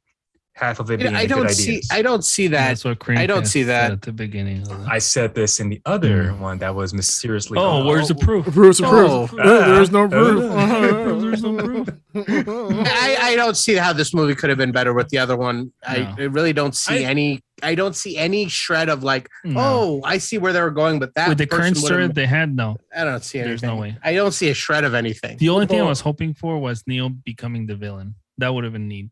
That would have been With him, losing outstanding. his mind and Yeah. just being the villain and undoing all the good he did. That would have actually been something different. I don't know. I understand what you're saying, but at the same time, then everything he did in the first three would have been for nothing. It is for Just nothing. like it is It's now. already for nothing. I mean, It's already either for way, nothing. it's for nothing. Yeah. So why not at least have like something At least have a better interesting? movie out of it. Shit. Yeah. Yeah, I mean, it would have, it It would wouldn't have. make any sense to me. But the thing, Still doesn't make any sense right now. This current Matrix makes no sense. I don't know. It just, I think it's Again, more you're trying of a to sting. justify it. Again, Ed's going back to trying to No, justify I'm not saying I the like his moves that movie. this I'm not saying I made. like it. I just think it's. I more of a like the sting. way the down note that the third film ends on. I've not, I didn't like the fact that it was a truce for many years. I didn't like it, but I actually like the idea that it ends on a down note where your heroes are dead for a It was the most sacrifice. sensible Oh, they're way. dead. Yeah, They're dead. at that time they died. Yes, at that time they were dead. Before we yes. know what this one. Yeah, before this beautiful movie rewrote the whole world. Yeah, but that sacrifice, that down note, that potential, the sunset they show at the end of that movie means something. The sunrise they show at the end of that movie means That's something. The Satine. sunrise they show at the end of this movie is a middle finger, Yeah, basically. it's kind of a fuck you to. The Yeah, fans. it's a fuck you. It Not is. just to the fans, just to be like the whole journey. It's a fuck you to the whole journey. Yeah, The it was movie- meaningless. Yeah, the it would have been great. I agree. Like, do something different. If Neo would have realized, like, Neo would became a program or something like that, and Neo would have seen like the devastation that him saving the machine world, but also saving Zion, causing like a huge like internal war between humans and machines again. Now different factions of machines and different factions of humans between Zion and Io, and Neo realizing that if he wants humanity and machine to survive, that he would have to ultimately end both some way, somehow, where Neo becomes the leader of the machines, kills the humans, but also destroys the machines. And then, out of the ashes becomes like a woman and a girl and a boy and a one robot. A trans woman. Yeah. A trans Progressive. child Very robot. progressive. Yeah. Mm. I mean, I was just thinking it would have been cool if you have a new interpretation of the Matrix. You have a new one. And how cool would it have been if you see the movie progress down the same road we've gotten to, then you see Keanu Reeves's Neo as more of an Agent Smith type. He's being used. He's completely been converted by the machines to prevent this from happening again. And that is Giving him your the skills or we find of out- being Yes. the one. or we how find much out better movie agents- that would have been. Or we find out that agents are the archetypes or architects of the old one. So the old yeah. one. So Yeah, they're all Neo- like so many building ways off this the movie could have been previous Right. yeah, they're learning machines. They've learned from previous anomalies, and they keep getting, and the one has to keep getting more and more deadly or advanced And in then order to so- be one step. How great of a, like Agent Smith himself. You Let's say explain his Neo actual story. is Agent Smith, in the next movie, but Right. except that he has a purpose right. through the machines. Right. I mean, how great would that have been? That would Yes. have been awesome. Anything but what we got would have been great. Yeah. Oh, the Well, I mean, this the originality. whole meta aspect of this movie, and then there's a lot of talk about how this movie, and they reference it very self-referential, that they didn't want to make this movie that Warner Brothers would have made it. They literally say Warner Brothers at one point in the movie, and And they if said Warner that, Bros. would have made it, they would have made another piece of crap, but they didn't save us the trouble. You know what I mean? right. This Of seeing a this crap movie movie. We is still got a crap movie. this is it's a self-sabotage movie. It's designed to destroy the Matrix franchise because she didn't want it to continue as like Star Wars is continuing without George Yeah. Lucas. She wanted it just to end it. And I think this is her like, all right, I'll do it F you myself to then the kind of studio. thing. Well, the Well, thing Yeah. I is, did find out Okay, later if that- that's true, then I respect it. I'm like, okay, I can see. Yeah. I did and find that out way I later do too. that Warner Brothers were actually going to make a Matrix 4 with or without her, but because she said, "Hey, I'll write it," they said, yeah, go for it, because I mean, he's or part of the Wachowskis made the Matrix. So but see, the thing is, but somebody should have said, just like with, we've said with other movies, like Warner Brothers at some point saw this. Like I think we were talking about Suicide Squad, the first one, and Suicide Squad, they were like, somebody had to read the script and said, you know what, this is all right. Somebody had to. There has to be somebody at the table, where they're doing the reading, like when they're doing the script reading with all the actors. And somebody, like, there needs to be just somebody needs to have the fortitude to be like, you know what, this script is shit. Like this really sucks. Like, who wrote this shit? It's kind of like, I don't understand. I don't know if you guys know, like with black barbecues, right, or black outings. If somebody makes like some nasty ass mashed potato or some nasty ass mac and cheese, there's always that ignorant fool out there that's gonna say, who the fuck made this nasty ass food? And that's what somebody needs to be at these tables saying, who wrote this stupid ass script? Like Lena with raisins in the script. Yeah, what the fuck is this shit? Who put raisins on the script? Here's the problem though. It's WB.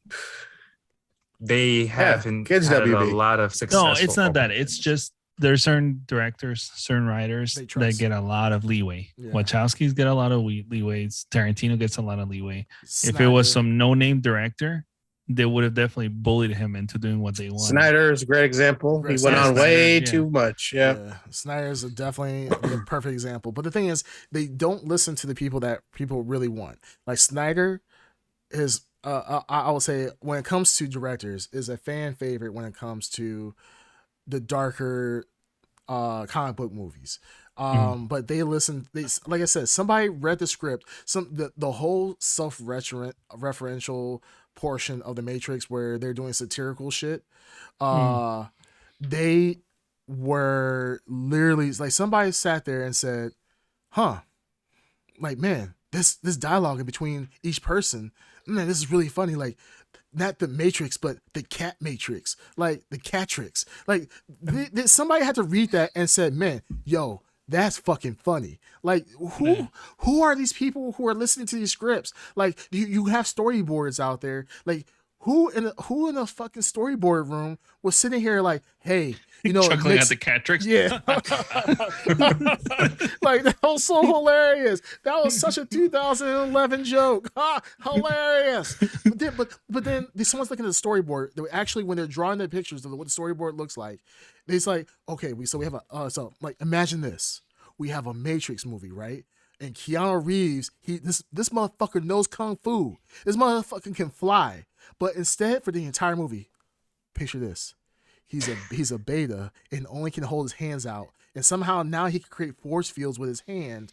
As before, when this motherfucker wanted to stop bullets, all he did was hold his hand out and the bullets just stopped. He just did one this hand. shit, yeah. and the bullets just stopped. Now he was basically a Sue Storm. Yeah, like this motherfucker, force fields. Like, yeah, I really want to be in the next Fantastic Four. Like, what the fuck is that shit? Like, who saw that and said, you know what?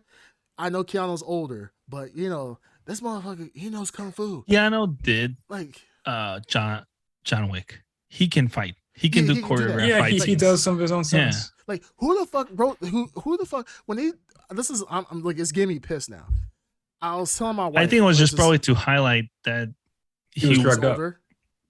No, not that older, but maybe impotent. To be honest, he's impotent. Exactly. I think that's what I was trying to portray. That he just wasn't but the fight scenes strong as before. But the fight scenes, all the fight scenes were absolute shit. Let's talk about she was. The fight scenes were shit when Neil Foss Smith, I'm like, what the fuck? This is like two geriatric, like, old men fighting in the Matrix. Like, they think they can fight, but they really can't. They're running on like corner walls, like fucking, and doing cart flips and shit. Like, it was stupid.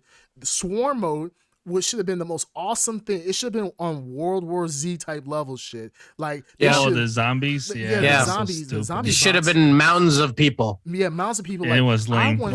I want to see buildings getting knocked over because there's people literally, like a little city of people that's an ocean that's really trying to kill Trinity and Neo. And you saw the concepts of that with the Smith fight in the second movie. In the second movie. So they have, so the capability, the machines have the capability and the ideas to do all this stuff. It's like that was a perfect example of Swarm. When you see the squids like swarming Zion, like when. Remember that one time with the mechs? With the mechs, you went from that, like the swarm mode. What in Matrix Reloaded, if someone went to them and said, "Hey, this is the idea for swarm mode. What are you going to do in the movie?" They'll put what we were thinking World War Z. They would have put it in the movie in Matrix Reloaded. Yeah. This movie, swarm mode, is like the made-for-TV Matrix limited budget on the Sci-Fi Network. Yes. What are you going to do with swarm mode? And it was like, all right, we'll just drive really fast through a bunch of extras. They'll be, animate more than some Walking Dead rejects. 100 extras. Just I guess the Matrix was running on low efficiency that day, so it couldn't generate enough people. So like it was just Warriors. It's like Dynasty Warriors, like PS5 Dynasty Warriors. There's thousands of people, but instead of using like PS5 Dynasty Warriors, thousands of people on the screen, they said, we got PS1 budget. We're just going ahead. We can only have 5 people on the screen at one time. The machines was like, guys, it's running on ultra here. We gotta bring it down here. bring down the number of people. Graphics have to go down. Uncheck. What is it like? Ellison, what was it? Machines were turning on like polys and everything. Yeah, they were like, turn off rendering, turn off. Guys, swarm mode's too intense. Too intense for our rig. We gotta go from DX11 to DX9, guys. This is just way too much. It's really hot in this room. The GPU is burning up, guys. Abort mission. GPU is burning up. You see one dude like violently shaking. GPU is burning up, man. Come on. I'm going to read 2 things that Cascade said. Matrix 3 out of 10 for me, and 764 million box office piece of crap. Yeah, it bombed. It bombed big time. It bombed hard. Somebody over at Warner Brothers, whose great idea was to release this after Spider-Man, aka the highest grossing film of all time. Somebody fucked up big time. And at some point earlier in this year, when we were talking the podcast, somebody said, I think it was Ed, you were saying that there was talk about releasing Matrix and John Wick 4 at the same time. And I was like, that's a stupid idea. They would cannibalize their own budgets. And this is exactly what would have happened, except Spider-Man is not Matrix 4 or John Wick 4. Matrix 4 made? I thought it was higher for some reason. How much did it make? Cascade says he was talking about Suicide Squad. Oh, Suicide Squad. That was not. Yeah, that was not. That was one of the talking. Cascade, get the numbers, man. Come on. Yeah. Oh, okay. Yeah. That's what I thought it was. Okay. The Matrix. I mean, the Matrix in of itself, it would have been fine. I mean, granted, coming from the heels of, if this was a good movie and it came off the heels of Spider-Man, I think it would have been fine regardless, because Spider-Man was a great movie. Was it the greatest, Spider-Man of all time? Sure, to an extent. It was debatable. A great movie. It was debatable. Now that I'm out of my fanboy period, I might give the Spider-Man a lower of a rating, honestly. But I think it's more because of the movie theater experience. I want to watch it again. But I think we discussed Spider-Man being good, but it wasn't anything amazing. Yeah, it wasn't. It wasn't the greatest thing. It didn't blow my mind. But it was just great because it's something that we've never experienced before. All the fan theories of people wanting to see all the Spider-Mans together. We finally fucking got it. But with the Matrix in and of itself is a special thing. People regard the Matrix very highly. Even today, graphically, it still holds up in certain situations. It changed everything. It changed cinema. It changed cinema by far. The bullet time, everything. It wouldn't exist without the Matrix. Yeah, it changed everything. Even changed gaming. Bullet time at the time was revolutionary when it comes to filmmaking. They were killing it. But with this new Matrix, this Matrix could have been the greatest Matrix ever. With the updated technology that we have, with the storytelling capabilities that they had. I mean, this could have been phenomenal. But instead, they tried to make it a meme. They spent half the movie talking about Matrix memes and shit. And then the second half, they had geriatric Neo And then they just had horrible fight scenes. And I think we talked about earlier in the first episode, we talked about the fact that Neil Patrick Harris, even though as an actor I respect him, he is not a great bad guy. Typecasting him as a bad guy was the dumbest choice you can make because he's not intimidating. The architect from the first one, now granted they don't have different styles in between the architect and the analyst, but you could have had somebody who was an analyst who was still intimidating, who didn't have to be vis-a-vis eso facto, esoteric, annus rectum, thick as dickum. You didn't have to have somebody like that. But the thing is, you have Neil Patrick Harris, who's like, hey, guess what? We named something off the video game. Bullet time. Hell, we're self-referential. Like, it's just so stupid. Like, why would you do that? And that's God. Me personally, I think that was the worst part of the movie is Neil Patrick Harris as the analyst. I did not like him at all in this movie at all. From beginning to end, did not like him.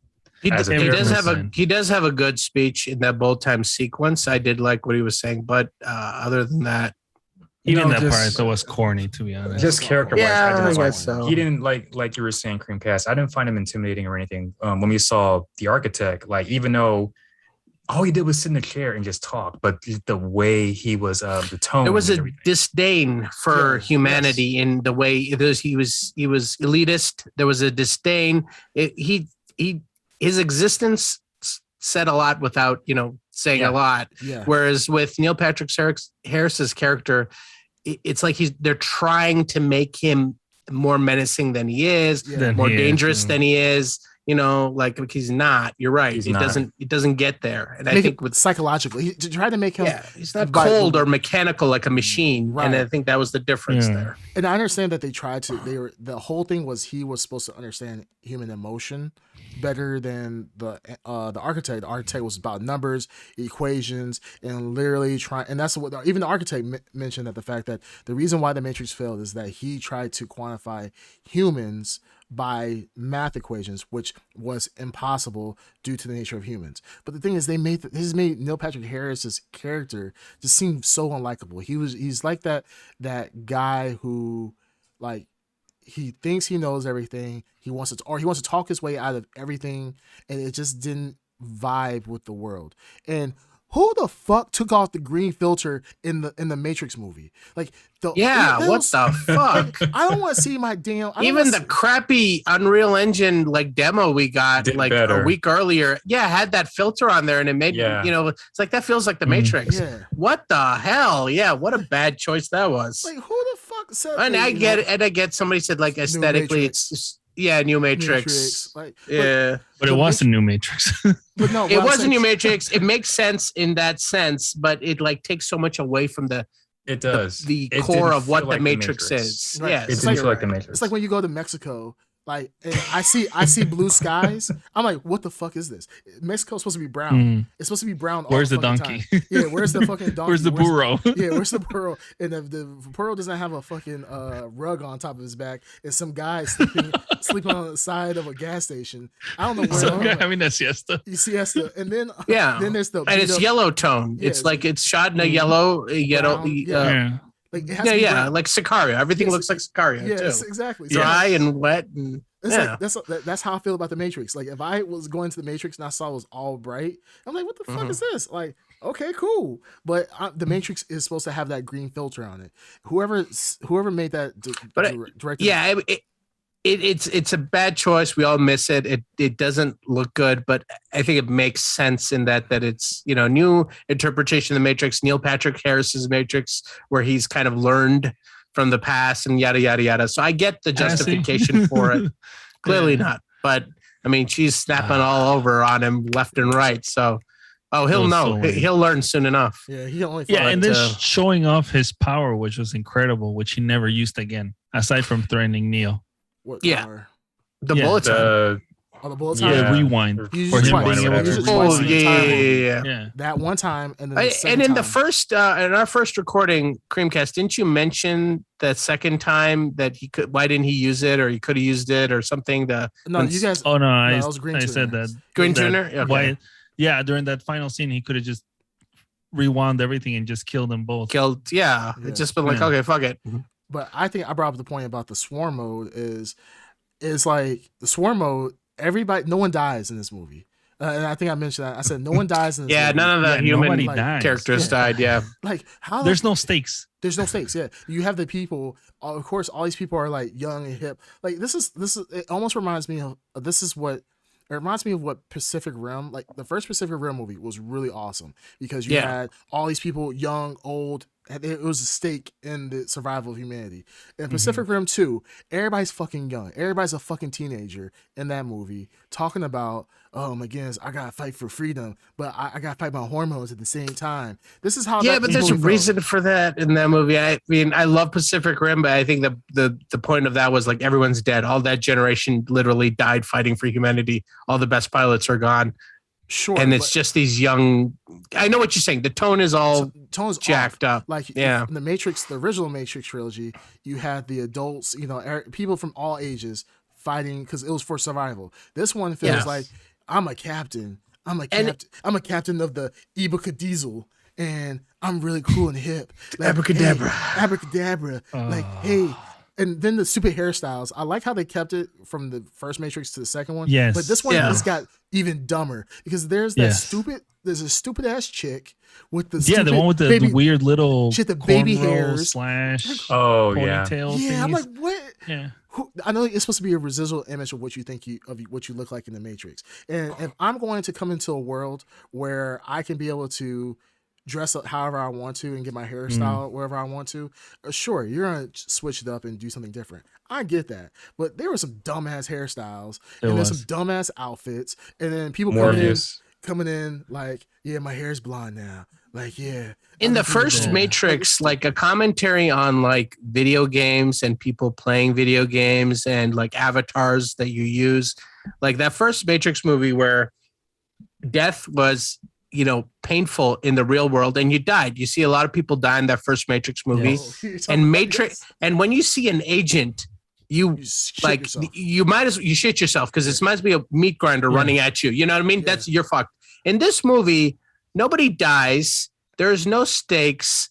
It feels like kids playing Fortnite right now, where it's like there's you know what? I mean, swarm mode, no biggie. We got this, guys. Yeah. Like in that movie is like one agent was coming at you and everyone like dropped their stuff and they're like, run for the hills. Get the fuck out of here. Right. A agent is coming. In this movie, he's turning on swarm mode left and right. They're like, this guy's like, there's only 2 of them left in the car. There's all the zombies on him. And they don't give a shit. And then 4 of them show up and they're like, blah, blah, blah, blah, blah. It's like, what the fuck? You're safe. And what makes it even worse, you brought the point of the stakes. So in the real world, all the people are just running to screens, and it feels like a mini game. Hit the red dots before they go away, and they automatically heal. So all you see is people running to the screens. Like the one chick with the stupid hair, she's getting her ass whooped. I don't know how she's getting her ass whooped because nobody's actually in the car because all these swarm mode people are just touching her. She's like, and you just see some guy running to a screen. Pop, pop, pop, pop, pop, pop, pop, pop. I hit the buttons. All right, I beat the mini game. You should be alive now. And like quick time events. Yeah, quick time events. Like what is this? Like in the real world too, like you saw like his blood everywhere too. Like she was like coughing up blood and stuff. But in the Matrix, like no one was like in the car with her. Just like I don't know. Yeah, nobody was doing anything to her. But she's getting her ass whooped. Like one chick is getting shot at by agents and police officers. Somehow they miss all their bullets and she can jump over the car. What the fuck? Like, I mean, none of these people got shot. Agents are involved in this and it's nuts. Yeah, these agents are useless in this. How did that how the fuck did that happen? Where like agents became swarm mode where people are and really the swarm falling. Is useless too. The swarm is useless. Like the Merovingian and all his people were useless. And I'm like, and he's talking about the sequel coming back. Like, dude, it's like a bad movie that says they're gonna have a sequel, but they never actually do. And I'm like, what is he talking about? A sequel? Like this movie all around. I hate to say it, but there's actual talks for a sequel. There is. Of course. There is. Yeah, I mean, whatever. But you guys were saying, also Cascade says, but you guys were saying Asians. What are you talking about? What? Asians? I don't know. When? Asians? I think he's. Maybe agents. Agents. Oh, agents. He thought we were talking about the Asians. The Asians. Oh, yeah, those damn Asians. Those damn Asians. The Chinese guy shows up. No. I mean, when an Asian is running at me too, I also just run the other way because that's it. He's coughing as he's running at you. Oh, I didn't go all there, man. I didn't go to that, man. That's messed up. Do you always do this? I was going for like a kung fu stereotype or something. That's messed up, dude. I feel like, yikes. Did he do this shit in another episode? Anyways, yeah, he can edit the episode later. Wow. Yikes. Talking about kung yikes. Fu. Talking about he didn't say kung flu. What the hell? Oh, I thought he said kung flu. Okay. No, he didn't. You said it just now. Okay, well, bleep that out. Bleep that out. Bleep all this. You know what? Scrap the episode. And pull the wire that you know you can pull, you bastard. Jeez. But yeah. No, the agents are useless. Agents, the agents are absolutely useless. Swarm mode is What useless. did you guys also, before I forget, think of that amazing portrayal of an old woman by what's her name? Oh, that was Jada. By That was Jada. terrible. I am so sick of seeing her. Why couldn't they just cast an old woman? Yeah, that would have been so much better. Because of acting. But the problem is that so they got rid of the Oracle, right? And the original Oracles were all black women, old black women, because black women, older black women, are supposed to be wise. So that was such a cool, like, in the world of the Matrix, that a computer program knew that and was picking black women to be wise, even though we know that in the because real that's world. true. But I'm saying, like, the real world representation. Every older black woman I've ever met is way wiser, and she knows everything. Yeah. Look, I've been to Stroger Hospital, and I've seen plenty of older black women that are batshit insane. Yeah, but they're still wise though, and they're wise though. Insanity. Like, they're wise. As a side note, they know shit. You guys know what Stroger Hospital is? No, I know what it's a Cook County hospital. It's basically a ghetto hospital. So I remember I had to go there before, and when I went there, this was a woman with like a gown, and she was just screaming at the top of her lungs, "Bring him to me! Bring him to me!" Just pacing back and forth. But now, where was the wisdom in that? Did you bring her? Did you bring him to her? No. Then that's why you didn't get the wisdom. Then you fucked up. You fucked up. She's giving you clear advice, and you don't. Where could you have been in your life if you did what you said? Like, you know what? You're like you're one of those people. Gold. You're one of those people that play video games, and like the quest giver will be right there, and you're like, hey, talk to me. Hey, I'm over here. Yeah. And you're like, what am I supposed to do? Yeah, like, tell me what you want. And then you play like 30 hours of nothing but side quests. Talking about, okay, you know what? I think I beat the game.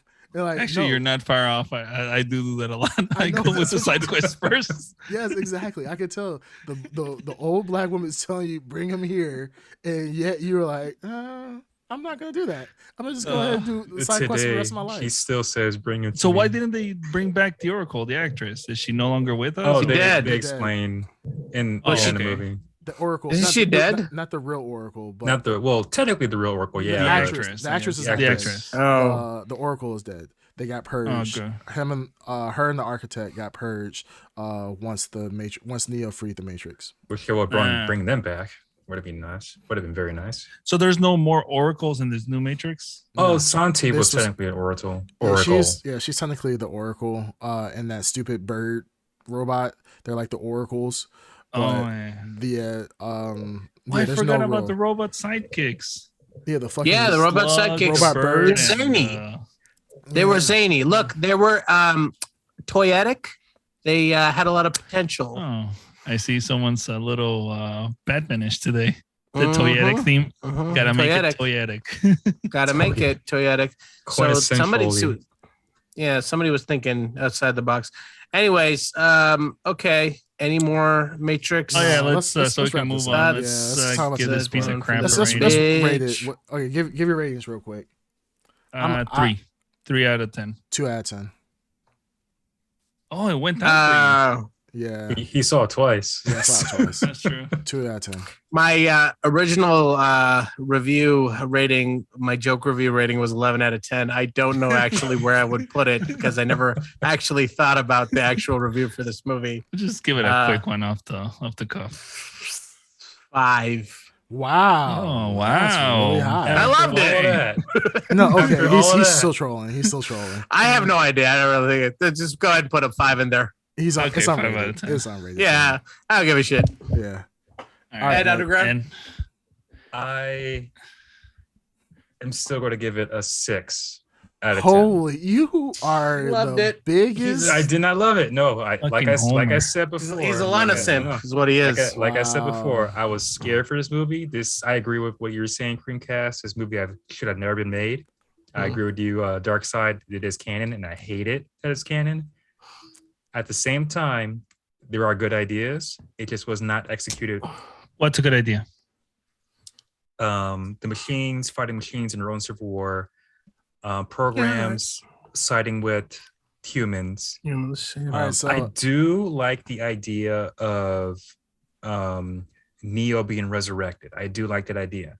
I just think it was terrible how they did him in the movie. all right, this is the You have final to episode die of to the be Blur resurrected, podcast. Ed. Oh This my is God. the Guys, final. the This is the scene final when they brought him episode. back. We're believe done. it. We're not talking about this anymore. All right, Wait, guys. it's been real. really quick. Nope, it's-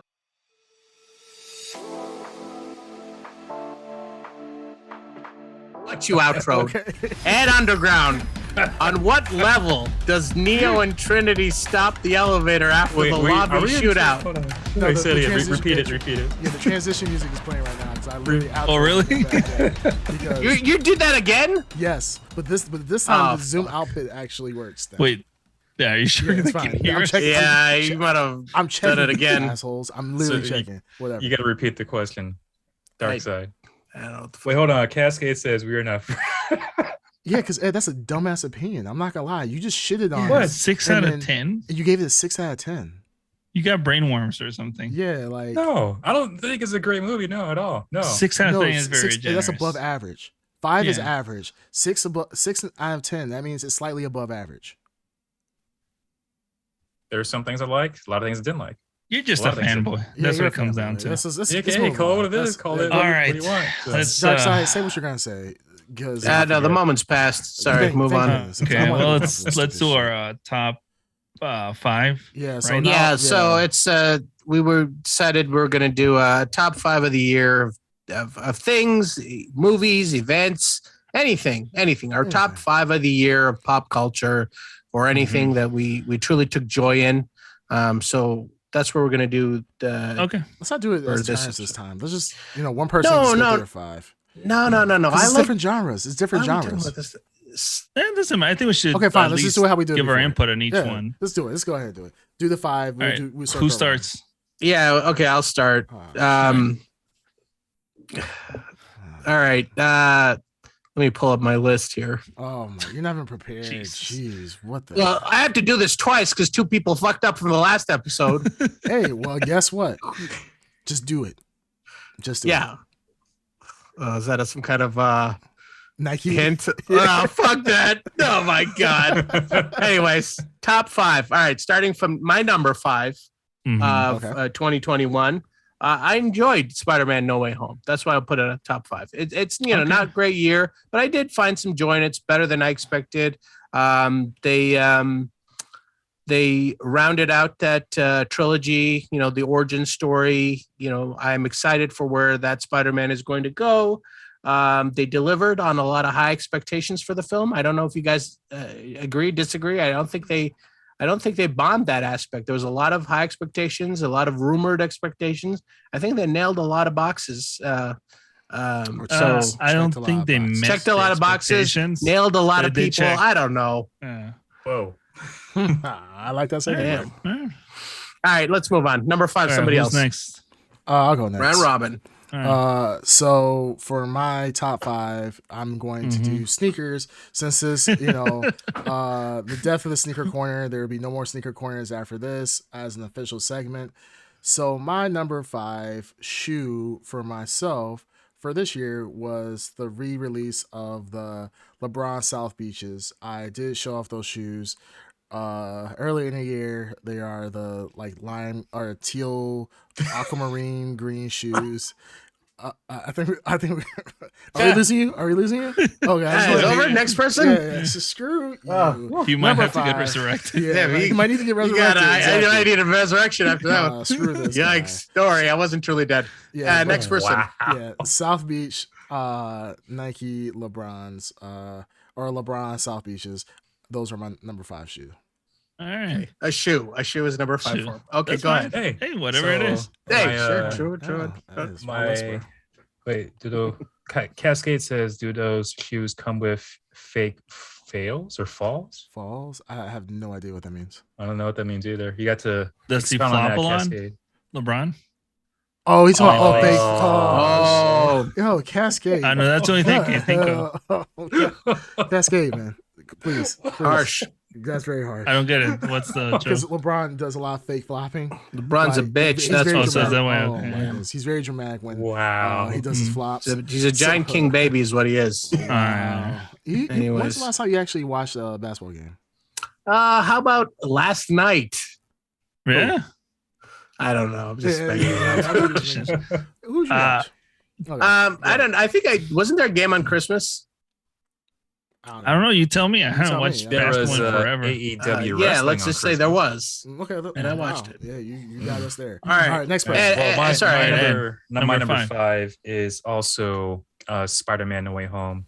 Hmm. Mainly because the theater environment. It's been a long time since I've experienced, seeing a big movie, a Marvel movie, in a theater with a lot of people, and all having that same like expectation vibe.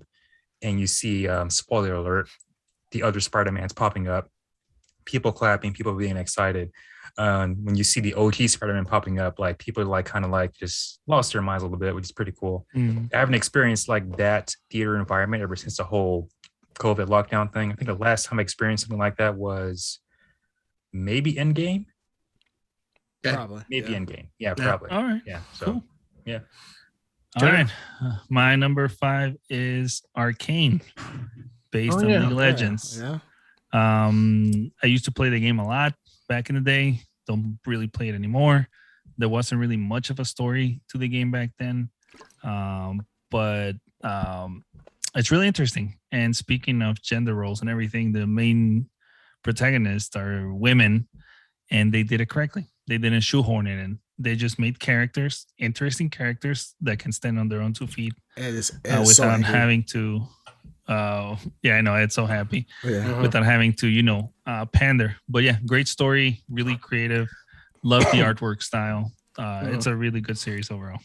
All right. My number 4, and I switched it up a little bit from last time because I thought about a few things, is No Time to Die, the James Bond movie that came out that was very much delayed, started the COVID delays.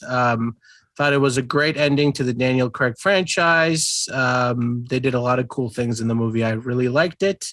The movie had a lot of controversy, written by a woman, and it had some things like there was a female 007 that got a lot of people riled up before they even saw the movie.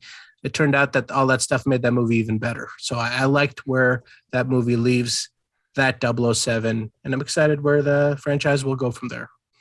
Okay, awesome. Pretty good. Yeah. So my number 4 for sneakers is the Off-White Jordan 2s. We know that Virgil Abloh died earlier this year. Seeing a trend here. What's the trend? No, just Death? just a trend. Okay. It could lead to death. Yeah. Well, Go ahead. Oh yeah. Anyways. Get it. Yeah, I don't get it either. I don't know either. Yeah. So do you do that like at work? You just randomly say stuff like, "So I see a storm brewing." Like, what are you talking about? We're like in the room, but the storm is brewing. Yeah, he puts his ear to the ground, like in the olden days. And then he just 50 clicks and he just away. he just farts really loud and walks away. Like, what the fuck just happened? Like, do you feel it? The wind? So Off-White 2 Jordan 2s, or Off-White Jordan 2s, Virgil Abloh passed earlier this year. I have not gotten my hands on the shoes, but it was just a cool shoe to bring out to retro. Yeah, it's just a cool shoe to bring out. Nobody really talks about Jordan 2s whatsoever. Everybody's stuck on the Jordan 1s or the 3s or the 4s, the 6s and whatnot. So bringing out a shoe that historically people have not been huge fans of was really cool, and good thing that he brought to the community before his passing. So Off-White Chicago 2s were my number 4.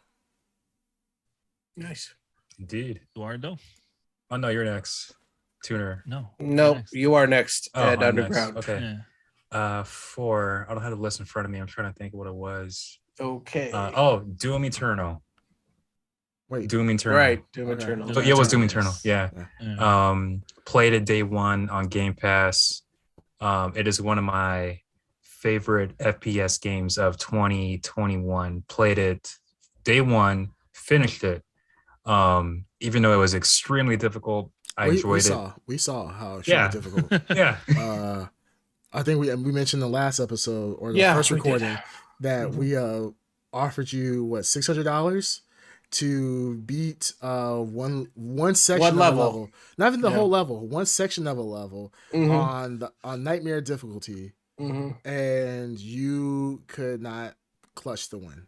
But it was like I said last time, doesn't matter which one it was. That wasn't Doom Eternal. Doesn't matter which one it was. We offered the spirit was there. Yeah, the Doom spirit was there. We offered you, like I said, $600 or more to literally beat one section of a level on Nightmare difficulty, and you tried your little hard. I'm not gonna lie. There was probably one. There was 1 or 2 times that I actually had to clench my butt cheeks. I almost made it. No, you didn't almost beat it. What happened was you thought you would almost beat it, and then you kept dying. And then when you actually played it on normal difficulty, you actually still had like another 10 minutes of fighting afterwards. And I'm like, we were sitting here worried for nothing. So, but that was a very interesting game to watch, because I remember we had the legendary death counter, and then we eventually just ran out of numbers to count. It was astronomical how many times. There's many legendary at Underground streams now that I think about it that we all my God. truly my enjoy. favorite still by far. Oh, Five Nights at Freddy's. Five Nights at Freddy's. What a great stream. Beautiful troll. Legend. That was the best stream ever. Yeah. All right, Tuner. My number 4 is the Suicide Squad. Which one? Yeah. Really fun, really creative. Which one? Everything that I want. Oh, the only one that came out last year or this year. Oh, or last year. Last year. I'm sorry. The good one. Right. The good The one. best one, the first one. No, I'm just kidding. Yeah. It's a re-release. No, the really fun, really creative, amazing characters. Everything as Suicide Squad movie should have been. I still love to this day the part where they infiltrate the camp to rescue the leader. Right. Oh, right. They're like, so it good. was so easy. Yeah. But it was because they ended up killing a bunch of civilians. Yeah. No, they killed the good guys. Alive. Yeah. Yeah. Brutally killing them all. Yes, brutally killed them all. What's about this? What's about the beast scene? Movie. The scene where they're Peacemaker and group are killing the people stealthily through the camp. Yeah, killing all the good guys. It was a great scene. That was a great scene. scene. And then the girl's like, where are all my guys at? Or whatever. Yeah, that was really funny. That was a great That's how you movie, make it. That's actually how you make a good anti-hero movie. Yes, that's how you make it. Yeah. The good guys, the bad guys are the good guys, but they're killing off good guys. But you cheer for them killing the good guys, and then when you realize at the end they're killing the bad guys are actually killing the good guys, you're like, oh shit! Like that was actually morbid as hell. That's directors. I mean, I'm not saying I'm not a James Gunn stan, but that directors should take note. That's how you properly do a good anti-hero movie. Yes. Yep. Right on. All right. My number 3 is this year I've been collecting a lot of McFarlane DC Universe figures, and last time I showed the piece de resistance, my Swamp Thing. Yes. Your Sweet Man Thing figure. Man Thing. He's my favorite, and love the detail on these. But I've been collecting these this year, and they've really been putting out some great detailed quality DC Universe figures. I know you do it with some figures, but I don't know if you do it with all figures. Do you unbox them eventually, or do you I do. keeping I don't some of them I in don't. the box? No, I'll take that Swamp Thing out. I just haven't had the time. But no, that's fine because I know some people collect and they'll unbox some figures, and some other figures they'll keep them in the. No, and I don't have a packaging. huge collection. I just have been buying the DC ones as I see them because they're all very, they have some cool designs that have come out. They're cool. The McFarlane ones. So Yeah, the McFarlane one. The scale is cool. Yeah. The detail is cool. You know which one I'm gonna get? Go ahead.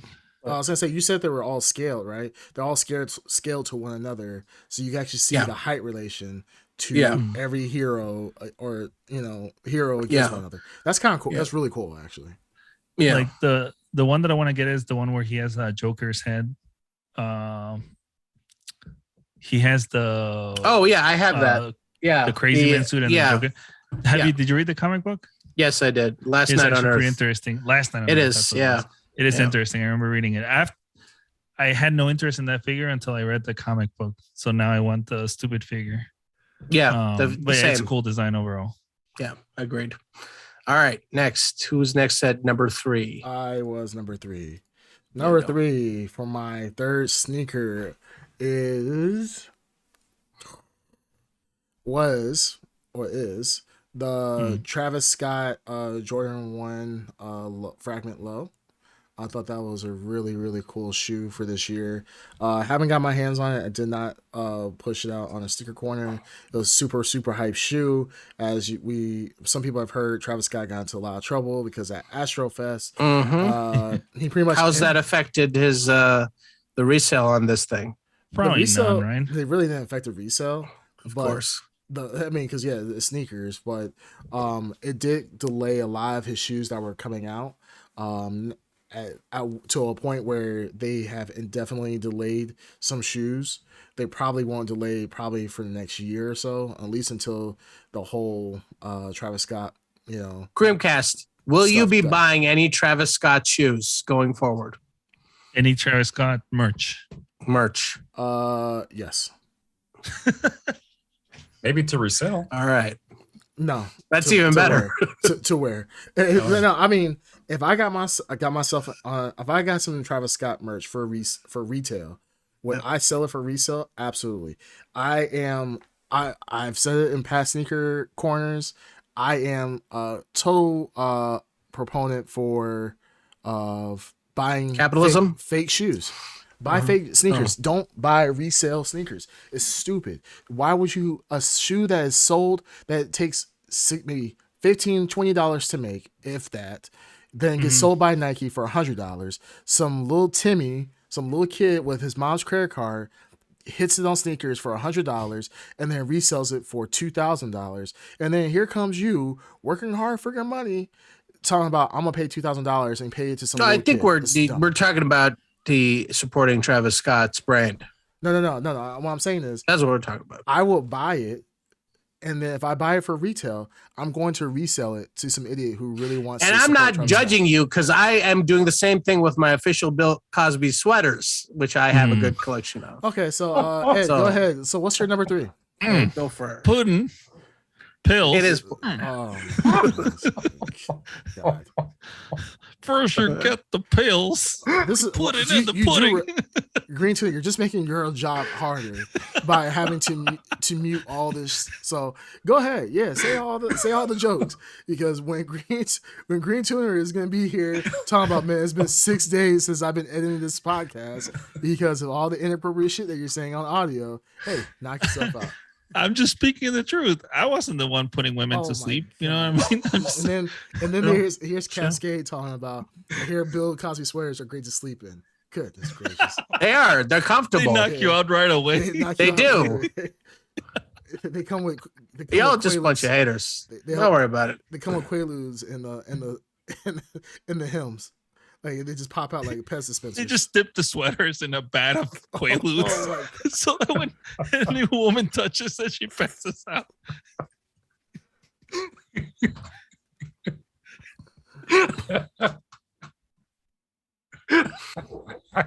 Yeah, we're fucking canceled. We're so fucking canceled. Oh my God. There's gonna be at least a minute just of bleeping shit out. The audio listeners are gonna be like, they're gonna be so fucking confused. They're like, hey, I want to know what the joke Cascade is. knows what's up. Only Cascade could cancel us. Only Cascade. Yeah, God, this is. Oh my God. Just bleep me out. At least leave me out of this. Or use Ed Underground. What's your number? Saying the Ed word Underground. pudding as a bleep. Yeah. Pudding. Yeah, take this whole segment out. Goodness gracious. Go Ed Underground. What's your number 3? Number 3. What's number 3? So you guys won't like it though, because I already said it before. All So cars and culture. Oh my. Okay. That I'm bleeping out. Yeah, just because we're not. Green Tuner. What's your number 3? That I'm bleeping out. All right. Yeah. I always say My number 3. Wait. My number 3 No free promo. is number 3. Malignant. Green Tuner. Malignant. Oh yeah, Malignant. Yeah. Fun, really creative horror movie. Absolutely. Awesome character design. Yep. And I always love it when they combine comedy with horror. It always makes for a great experience in the theaters. I think we were discussing the crazy fight scene at the police station where the creature basically killed, the whole everybody place. massacres. The choreography is amazing. Yeah. The camera work's outstanding. Yeah, really a creative addition to the horror monster lineup. So I absolutely agree with you. It's been breath of fresh air. I hope we get more of those. Very much so. All right. We're at number 2, right? Correct. All right. Yeah. Number 2 for me for this year was the last, and I don't know if you guys watched these, but the rebuild of Evangelion, the movies that came out. Okay. So Neon Genesis Evangelion, the anime series. They've redone the series in I think it's total of 4 movies that started in 2009 I think, or 2008, and they kind of retold the story of the original series but kind of cleaned it up a little bit so it makes more sense, but added more content. The animation is spectacular, clean, hand drawn still. The movies, the story is still the whole thing. Reanimated from the ground up. Wow. And added new characters, kind of because the original story is so vague and dense. This movie is, what is that look on your face? Nothing. Go ahead. Dreamcast. Go ahead. Yeah. I'm wondering too. Go ahead. Yeah, it's a very scary look that I've gotten deja vu again from. Oh my God. Are you serious? No. Wait. What? Go ahead. Do you have a look that we got last time we did this? Are people listening to us? No, yeah, people. Guys, we're shooting a show. Don't worry about it. Okay, all right. Well, End of Evangelion was my number 2. All right. Okay. Where can I catch it? It's on it's on Amazon Prime. I think all of them are on Amazon Prime right now. Okay, I thought it was on Netflix. Oh, Cascade the 4 movies. Cascade is asking what movie. I'm not sure if he's asking Dark Side or Green Tuner. What movie? Which movie of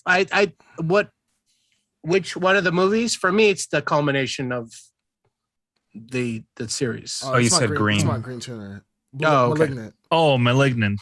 Malignant. It's a horror movie. Malignant, it's a horror movie. Yeah, it's a horror movie. It came out October? March? No, I thought it was earlier. It was like March was early. It was okay. Yeah, I think it was good. It was on HBO, right? HBO Max. Yeah. It was. You probably still catch it on HBO Max. I think it wasn't. I thought it was only supposed to be out for like 30 or like 60 days or something like that. Yeah, but then after a while they put it back on permanently. Like once that period ends. Yeah. Okay. So I think it's back on there. That was a really great movie. I think in the last record we gave it a lot of props. It was choreography by far was one of the top things that we discussed. Yeah, the creature was really interesting too. Yeah, it definitely. We were saying I think we said we thought that creature should be part of part of the the staple monsters now, with Jason. Yeah. When you had that, I said that just now when you had that look of disbelief or whatever was going on for you, where you were checked out for a few minutes. I checked out for a second. Yeah. So I said that already. Well, you guys will figure out the issue once we wrap up the podcast. All right, sure. So my second so this is number 2, right? So number 2, I'm going once again another Travis Scott shoe. Was the Travis Scott Fragment Highs. this time, which is the high version of the shoe that I just mentioned previously. Once again, another hype shoe, super hard to get, stupid resale value at the moment. I haven't checked recently because I haven't really cared about actually buying this shoe for resale, but it's just a really cool shoe. I mean, anytime Travis Scott does anything with, especially because Fragment is a Japanese clothing brand, then collaboration with Nike, all these things put together to come up with a shoe makes it really cool. The one thing, I'm saying this is the top shoe just because the collaboration is crazy. That's one thing. It's just 9 times 10 if this shoe wasn't Travis Scott name on it, people probably wouldn't necessarily hype it up. But I think it's a cool shoe, and I think it deserved number 2 for this year. So hopefully one day I can be able to showcase a shoe in the back on my slowly building sneaker display back there. So, but yeah, that's my number 2. All right. Eduardo? At Underground, number 2. It was a tie between Demon Slayer and My Hero Academia, but I have to go with Demon Slayer. I finished it. It's only 22, 23 episodes, and I saw the movie. And really love the story, love the characters, the build up. I love the relationship between Tanjiro and Nezuko, and how, well, you guys haven't seen it. No, I haven't watched it. I started watching it. I have seen it. Okay. Yeah. So only Creamcast would know, but I love the series. I played the game, love the game, but online sucks. But as a series, on the manga as well, really solid, love it, and looking forward to season 2 of the anime, which is going currently right now. It is. I'm just waiting, but it is. Okay. Yeah. All right. Okay, my number 2 is Zack Snyder's cut of JLA. Oh crap! Yeah. Dang it! Right on. That movie completely changed my whole outlook on his ability to flesh out the Snyderverse. Right on. It was worth watching the whole 4 hours. Amazing effects, stories, character developments. It changed my mind on Cyborg, because at first I've never been a fan of Cyborg at all in the comics absolutely. or anything. Oh wow! But once I watched this movie, because I was like, if they're gonna add a character, bring in Green Lantern, bring in someone, but just seeing this version of Cyborg in the movies was great. It just overall really, really, really good. Yeah, I agree. Plus you got to see Martian Manhunter. You got to see all kinds of cool concepts. Yeah, all the cool concepts. Darkseid was cool in the movie. Like Darkseid was amazing. Darkseid was very good. Yeah, they even showed. I think we're talking about Granny Goodness, which was they showed Granny Goodness. Yep, because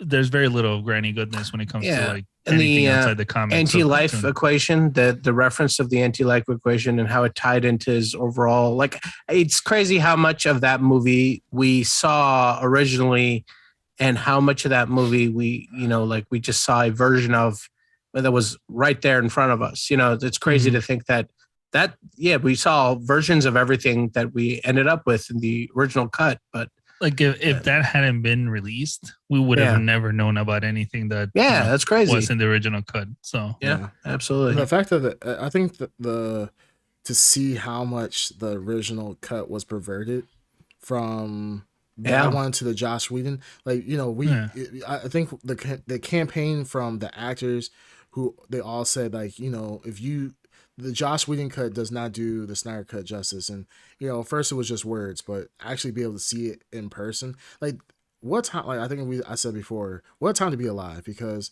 how often do we get to see, like, imagine if we get to see Spider-Man 3 without Venom in it, right? And saw the original cut of what Spider-Man 3 was supposed to be with Sam Raimi. Like, he originally wanted, Vulture. Is who he actually wanted. Yeah.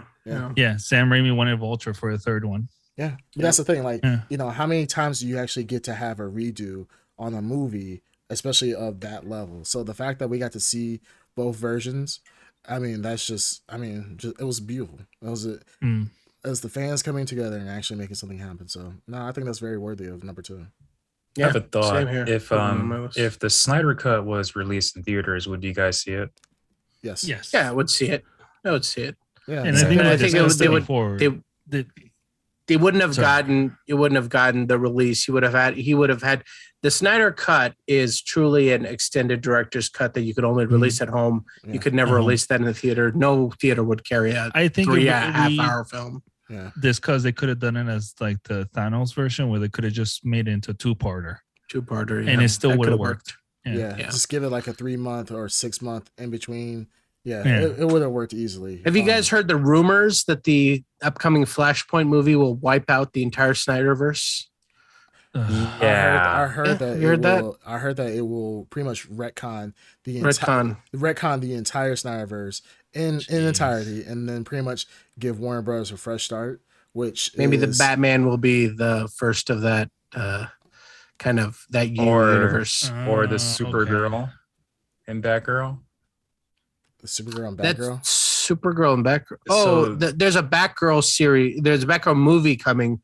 The Supergirl is, I think, from the Flashpoint. Yeah, I thought she was coming just from Flashpoint. She's just for Flashpoint. Yeah. So I think Cascade knows more about this than I do, but there's been rumors that they're what you're saying about just eliminating the whole Snyderverse and replacing it with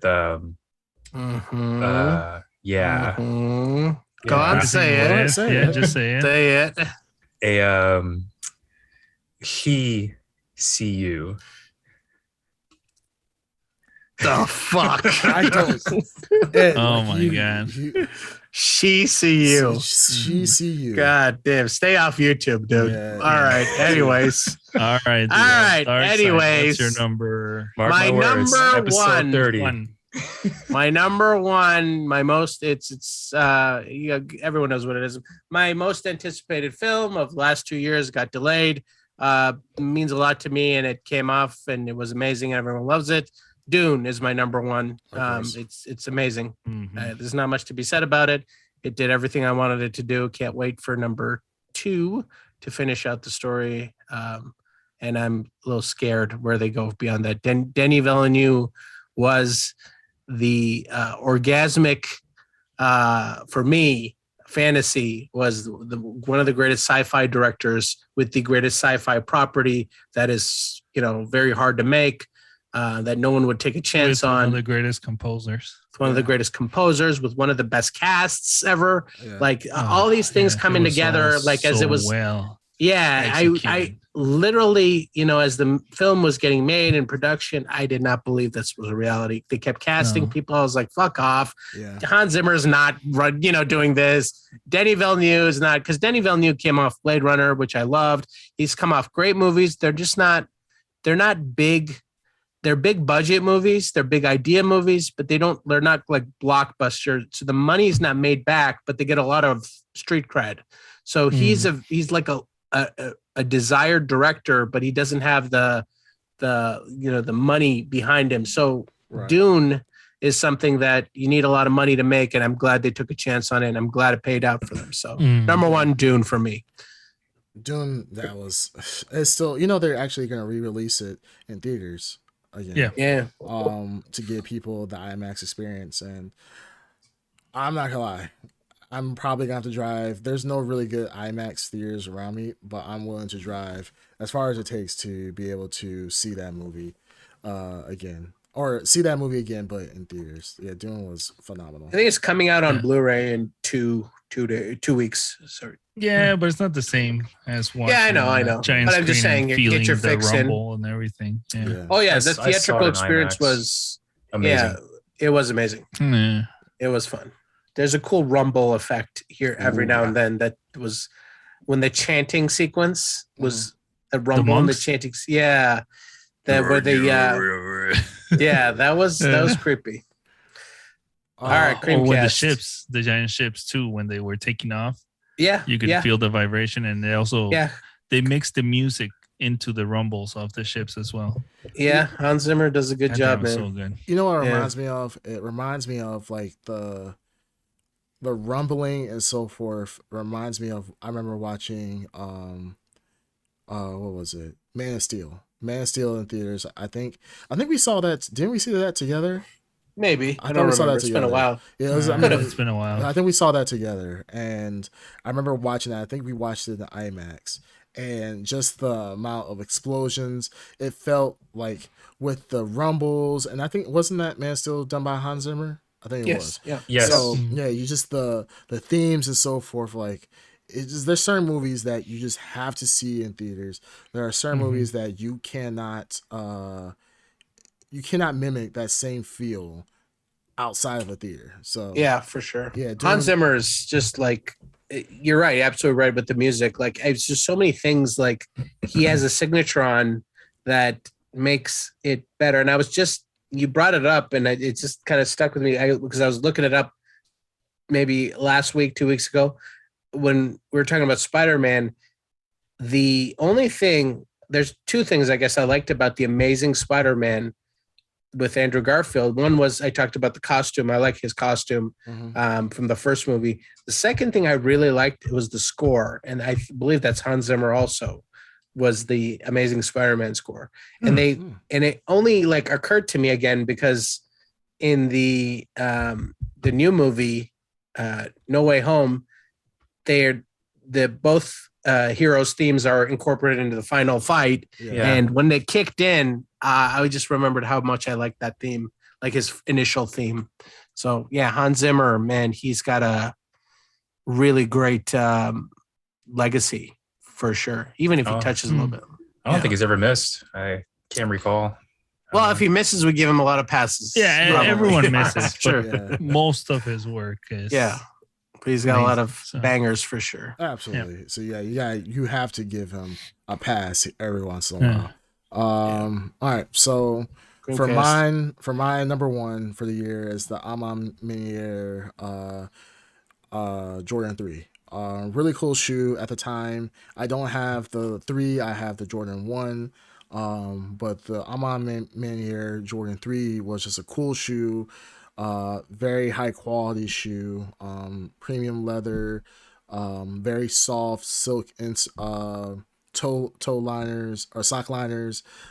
Just a really, really cool concept. And the idea of talking about Virgil Abloh, that a lot of black, or even not even black necessarily, but minority streetwear companies have been able to blossom throughout the years.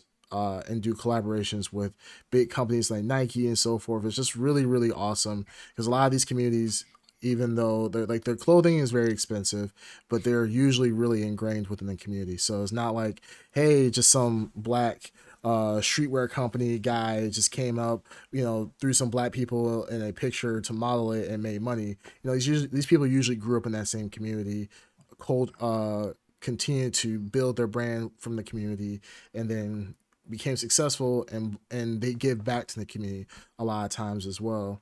And with Amon Minier, they do a lot of stuff within the community as far as teaching people how to invest their money, how to they give away the secrets of how they got their clothing brand to start. So they give a lot of things back to the community that they thrive from. So that was really cool, dope concept, and that will be my number one shoe for 2021.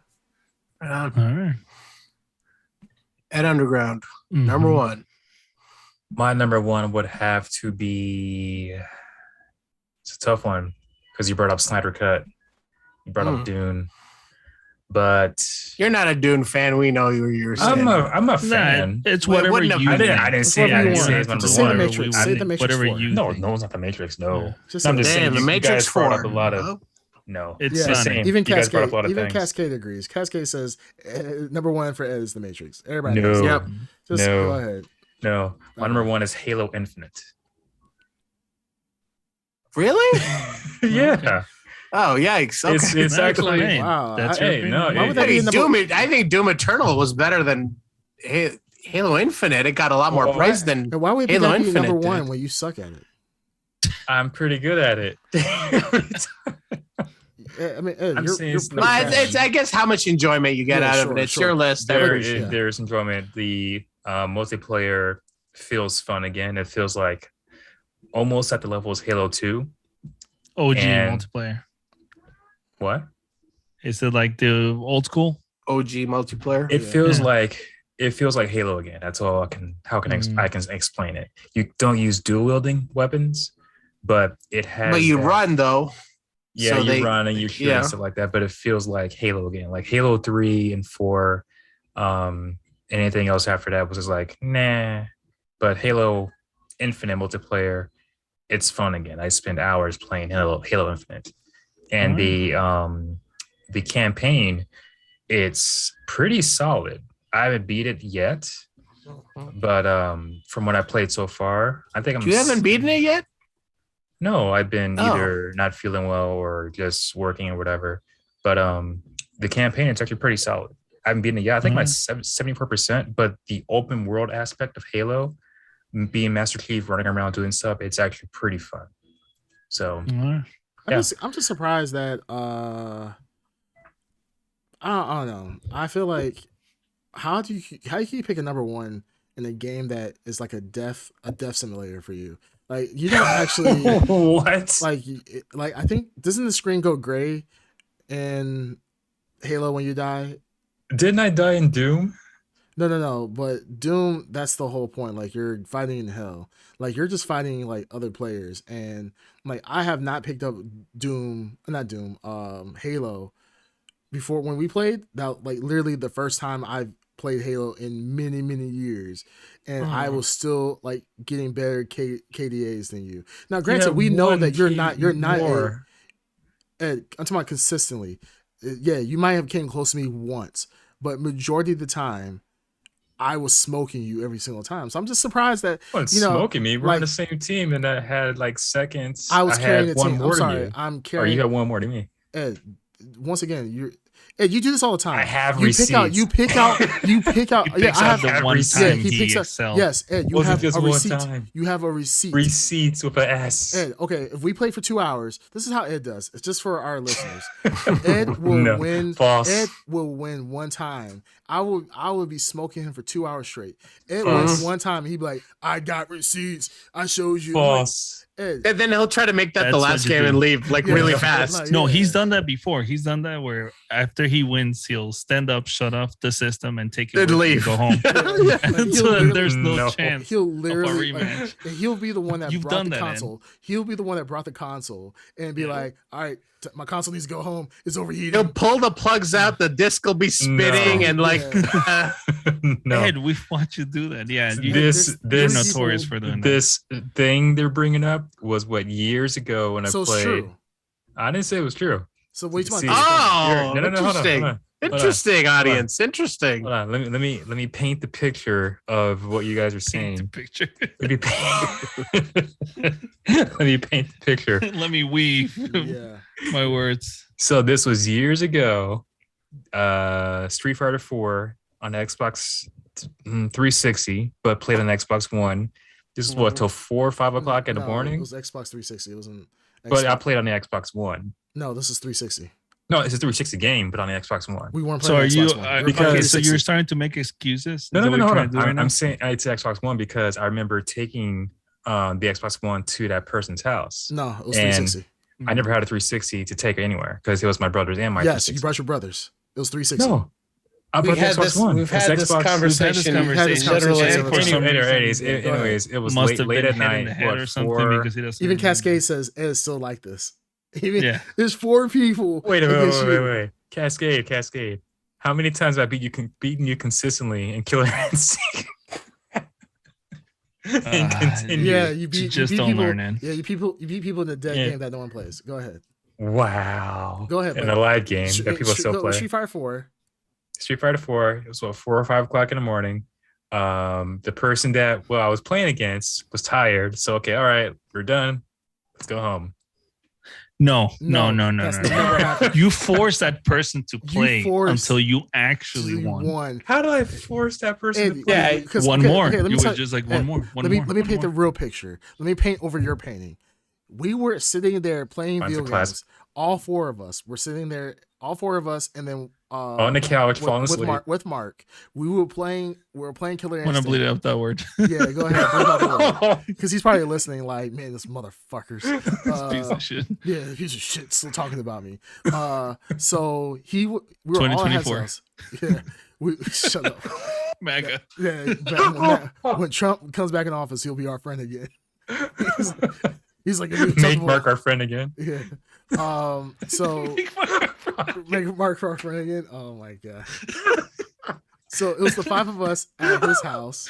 We were playing Killer Instinct, and you forced us. Because we played with losers. Losers would give it up. Loser had to give up a controller. Yeah. And eventually we all got tired. I think Darkseid was literally passed out on like the couch. Yeah. He was passed on the couch. We were sitting in the chairs in the front because he had the two chairs in the front. Darkseid was passed out. I think Green Tuner was in the fridge, like about to passed out in the fridge. And it was literally like the three of us playing nonstop. Eventually I stopped playing because it was coming back just to me and Mark. Me and Mark were always playing. And eventually I gave it up, and you and him played. And every time he beat you, you're like, one more. You mean one more. And then one more. You literally played from like 2:00 in the morning until like 5:00 in the morning. He's tired. His eyes are bloodshot. You're still hoping for one W. And once you got one win, you got up and say, that's it, I'm done, I'm the greatest alive. And you unplugged the console and then you walked out. You did not just take a controller. You unplugged the console. Hold on. It was more. And you're delusional. No. It was more than one win. Said it's actually what happened. Hold on. It was more. You guys were all asleep on the couch. No, we were watching. No. I think Darkseid was. I remember all this. Or you're like, no, like he was on the couch. You were on the couch. He was waiting to go home for all of us to leave together. Yeah, we were all waiting to go home, but you just wouldn't stop rematch. Here's the thing: you really wanted to have one win. It was more than one win, and two. Hold on. And two. Hold on. Two. It was on my Xbox One because you can't record game clips on a 360. You can record game clips on the Xbox One. Okay, look. To this day, I still have that video from my Xbox One. 3 on people YouTube. Telling you something, and you just refuse to believe it. And then I think you have another person in the chat who tells you still play like that to this day. He's trolling. I think Ed, what's happening is there's so many similar incidents across so many console platforms that you have confused it and we have confused it. I'm sure that it happened with the Xbox One, and I'm positive it happened with the Xbox 360 at the same place. I'm sure all of these things are true. Me and my brother. And you have done the same thing. Me and my brother own a 360, and because I would let him play games on a 360, I would never take the 360 outside the household. I think you might have. Though. I've never done it. I think you might have. Never done that. Now, I think you might have. No, I've never have. I've taken the Xbox One because I bought that. All saw this. I also saw here's the thing: no one's debating the Xbox One or the 360. I think it's true for all of them. We're all debating what happened. Take the Xbox One. We're not talking about what. Okay, it could have been anything. Could have been a banana. What we're all talking about is what you do, and how you behave, and your mannerisms. They're pretty much the same across all the various generations. Not just consoles. It's one of your best character traits. I love it. Don't ever games. Remember the one time back in the day when Ed would constantly get whooped in Smash by Creamcast. Okay. Oh yeah. And you did pull the exact same thing. The one time you actually won, you screenshot it. You were texting it to us. You put it up on Facebook. Just the one time that you actually beat Creamcast at Smash. Yes. Hold on. And the other time he beat me in Smash back in Melee and Brawl areas, where he actually beat me. He beat me on a 4. It was a 4v4 or 4. Not 4v4, but a fours battle. It wasn't 1-on-1. He didn't beat me 1-on-1. He beat me with 2 other people in the match, which we don't count when we do smashing. What we count is 1v1s. And we played 1v1s. And you didn't beat Ed. Yes. Yeah, you got your ass whooped. In Melee and Brawl, I literally beat you for years straight. You did not win in Melee for a fact. You did not beat me in Melee for years. I beat you undefeated after the Melees, and right now I'm undefeated. No, you're not undefeated. Okay. When was the last time you played Smash Brothers? Was a couple months ago. Ultimate or whatever it's called. Yeah. Yeah. You weren't undefeated. We played 1-on-1. I beat you consistently though. You beat me. Yes, you beat me consistently, but you weren't undefeated. You beat me more times than I beat you. That's a fact. But you play on Wi-Fi, which was crappy. But you had an advantage because you played on LAN later on. Yes, later on, which it came a lot more fair. So I'm playing on a. But the thing is, let's not talk about online. Connection. Let's not talk about online. Yeah, well, let's talk about in person. In person. Oh, in person. In Melee, I'm undefeated. That's a fact. In Melee, you. What's after Melee? Brawl. Yeah, I was still. I beat you in Brawl. You beat me like 2 or 3 times. I beat you. It'll be like I'll beat you 100 times. I'll beat you. I have 100 times. I'll beat you 97. You'll win 3, and you'll be like, "Oh my goodness, I did it! I did it!" Brawl. The only reason you beat me, only reason you beat me in Ultimate, Ed, is because I don't play Smash Brothers anymore.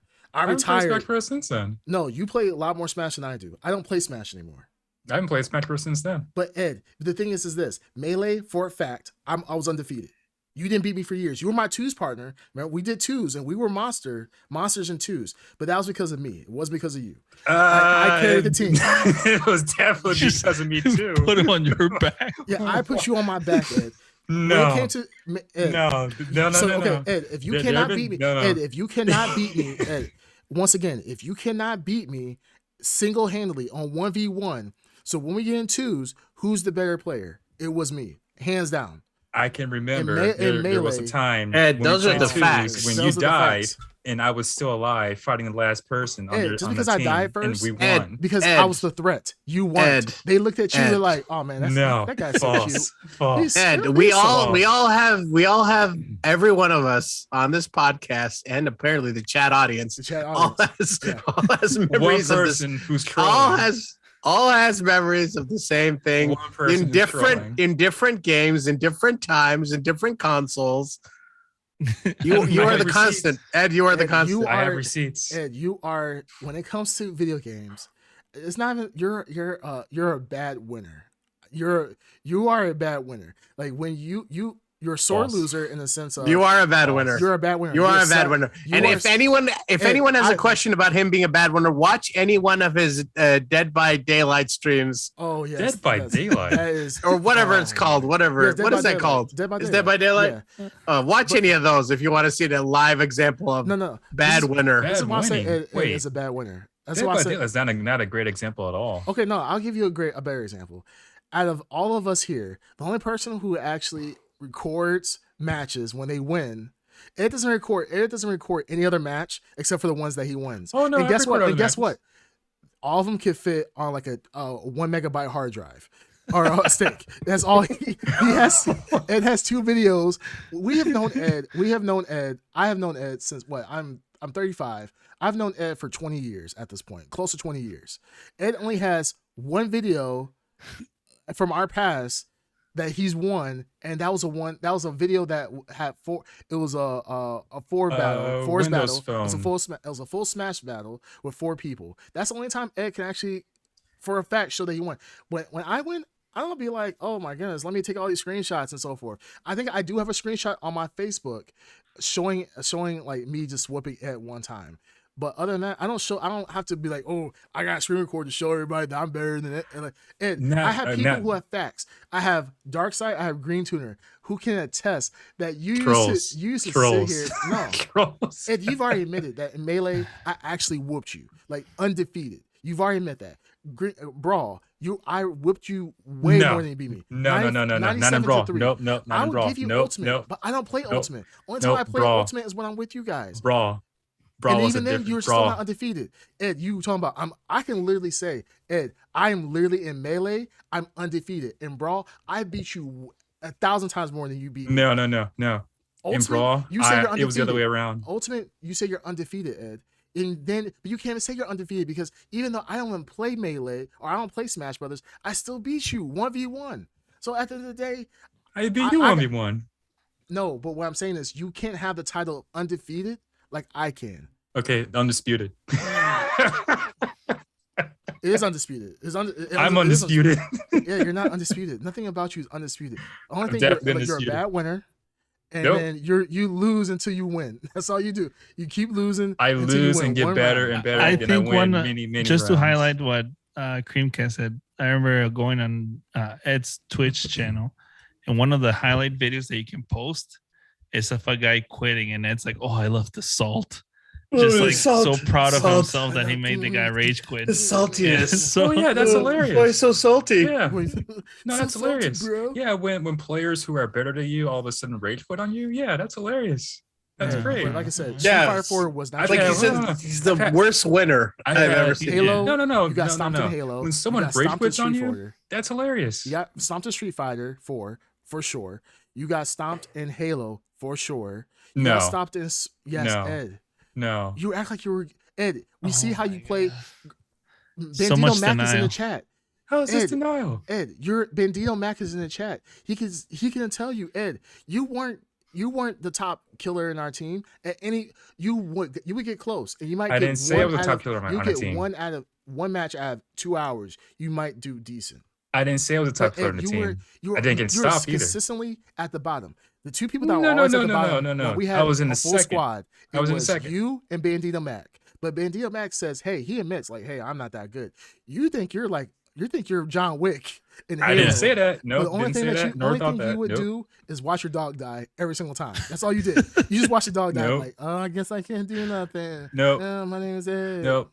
There have been many times I've come in second. I have receipts. Ed, hey, I even got the Ed jacket. I even showed you receipts. I even got the Ed We're jacket not gonna change I'm I'm making you look good right now. Anyways, Ed's number one was Halo Infinite. Yeah. Green and Tuner. Why? And you guys are hating. Green Tuner. What was your number one? All I said was Halo what Infinite. A mental drain. Yeah. All you said was what? All I said was Halo Infinite, and then the hate comes. No, it's not the hate. I just said, why did you pick number one? It's not the hate. It's just even being Cascade. honest. Yeah, Cascade. I was being honest. I said Halo Infinite. You said it was okay. But I mean, Halo Infinite is an interesting choice. Didn't appear in many. And I said lists. Why? Because you enjoyed it. That's all that matters. That's fine. If you enjoyed it, it's okay. Yeah, I enjoy it. I just said I'm talking about. How can you enjoy a game where you're honest dead in regards to your assessment? All right, Creamcast. All right, let's not start the cycle again. I'm sorry, Green Tuner. Green Tuner, for God's sake, get to your one. Okay. Number one, Dune. All right. All the things that how you like such a bad movie? Dune wasn't bad. No. That's the difference. The honesty that I was talking about is the honesty that anytime you speak of any kind of endeavor when it comes to fighting games, you never say the truth. You always say 50-50. That's your go-to. Explain. Like whenever you talk to like Creamcast about any fighting game, like we were just talking about Brawl or whatever, you never say, oh, okay, yeah, you won more than me. No, you say, oh, no. It was 50-50. 50-50. Did I say that I was the consistent winner in Melee? No, I didn't say it at all. No. I said I was undefeated. That's a difference. In Brawl. You always have a caveat. You always have a caveat to the truth. Brawl. Did I say anything otherwise? Was Creamcast better than you at Brawl? No. See? There you go. Because I was better in Brawl. Ed, you were not. Ed, did I beat you the first time I ever played Killer Instinct? On the arcade? Yes. See, all these caveats yes. To the answer. Yes. Yeah. Did I say no? He beat you. I know, but you have all these caveats and everything. You bring out yes. Was or the arcade. Not, hold on. Was or was it not in the arcade? Yeah. Yes. Exactly. What was your point? It was my first time playing any version of Killer Instinct. And I said yes in your arcade. Darkside had never played Killer Instinct. Never played it in my life. And awesome. He had never even touched the arcade. That's right. That's cool. And I played Iceman. Just been able to translate at least some of the skills you learned from the Nintendo to be able to beat him on the arcade. But no, you got your ass whooped. And I couldn't because I don't know how to play on the arcade stick. I play with the homegrown. I'm going to have to get a Killer Instinct fan here to tell me if the move set is still up, down, A, B like that, because that's pretty much the same move set. If you want to know, it's actually not a lot. You played the first Killer Instinct on the arcade. Cascade agrees. He's trolling.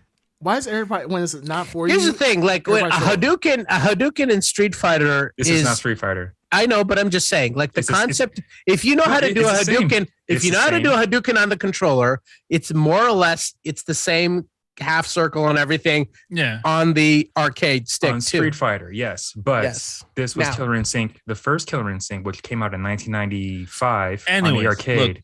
Different movesets. I was button mashing. Brand new. Let Ed finish. Let Ed finish his point because let's be fair. I mean, Ed might be trashing games, but he might have a good point. Some granted games. Yeah. We played the 1995 Killer Instinct arcade compared to the 2008 video game that I played on Xbox. Completely different movesets. Yeah, but you have an understanding of the game. You are playing also your best character too, and that you for some reason you decided and his moveset is completely different. Yeah, and I was playing whatever other character. A lot of concepts that were in the Xbox game is not in the. Did you own the original game? For the Super Nintendo, yes. Okay, did you play it? Yes. The Super Nintendo. Okay, Darkseid didn't have any of those. Okay. Yeah, I never played it. And he still won. Sorry you didn't play it. Yeah, okay, so you won. And he still won. Yeah, like so I said, he's undefeated. So I use a. I'm technically undefeated in Killer Instinct. He is undefeated in Killer Instinct. If the new Killer Instinct, this one we're playing now, was on the arcade, I couldn't play on it because I can't use an arcade stick. I'm not getting into all those details. All I said is the first time I ever touched Killer Instinct, I beat you. It's a big detail. Correct. Yeah. It's like trying Therefore, by your own logic, Darkseid is better than you. That's. I mean, it's your own logic. That's not my logic. I'm undefeated. At all. Yeah, he's undefeated. I'm undefeated. Yeah. Sure, in the arcade. Sure. And you have not won against me. Killer Instinct. Sure. Okay. Yeah, there you go. Okay, guys. I mean, but we get it. It's like one thing. It's like this. It's like trying to play Super Smash Brothers with a Xbox controller. It's going to feel different. It's going to be completely doesn't different. matter what your caveat is. What matters is at the end of the day, it does. Darkseid beat you. Okay, yeah. On the arcade. That's all. Yeah. There you go. I'm undefeated. I'm undefeated. How many years has it been? I'm still undefeated. Wow. Wow. I think Darkseid deserves a trophy, Ed. Don't you? Yeah. Like, I'll give him a cookie someday. Okay. Well, okay. I mean, that's something. And a star. Sure. But can we just agree to this? Okay, we're all grown adults. We're all men at this point. We as kids, Ed, we played a lot of Smash together, and we at the end of the day we had a lot of fun times. Those hours that we played together forged our friendships. 2 decades later, we're still friends. We're now on a podcast. Who would have thought that we went from playing in a little small 1-bedroom apartment to now here. So hey, we just I appreciate the times. 2021 was a great year, going through memories and so forth. So for the Blurred podcast, now we're in 2022. This technically should have been of course filmed in 2021, so that's why I'm kind of talking this way. But looking forward to the Blurred podcast and what we can do. Season 1 is now wrapped up now with this final episode, and going into season 2.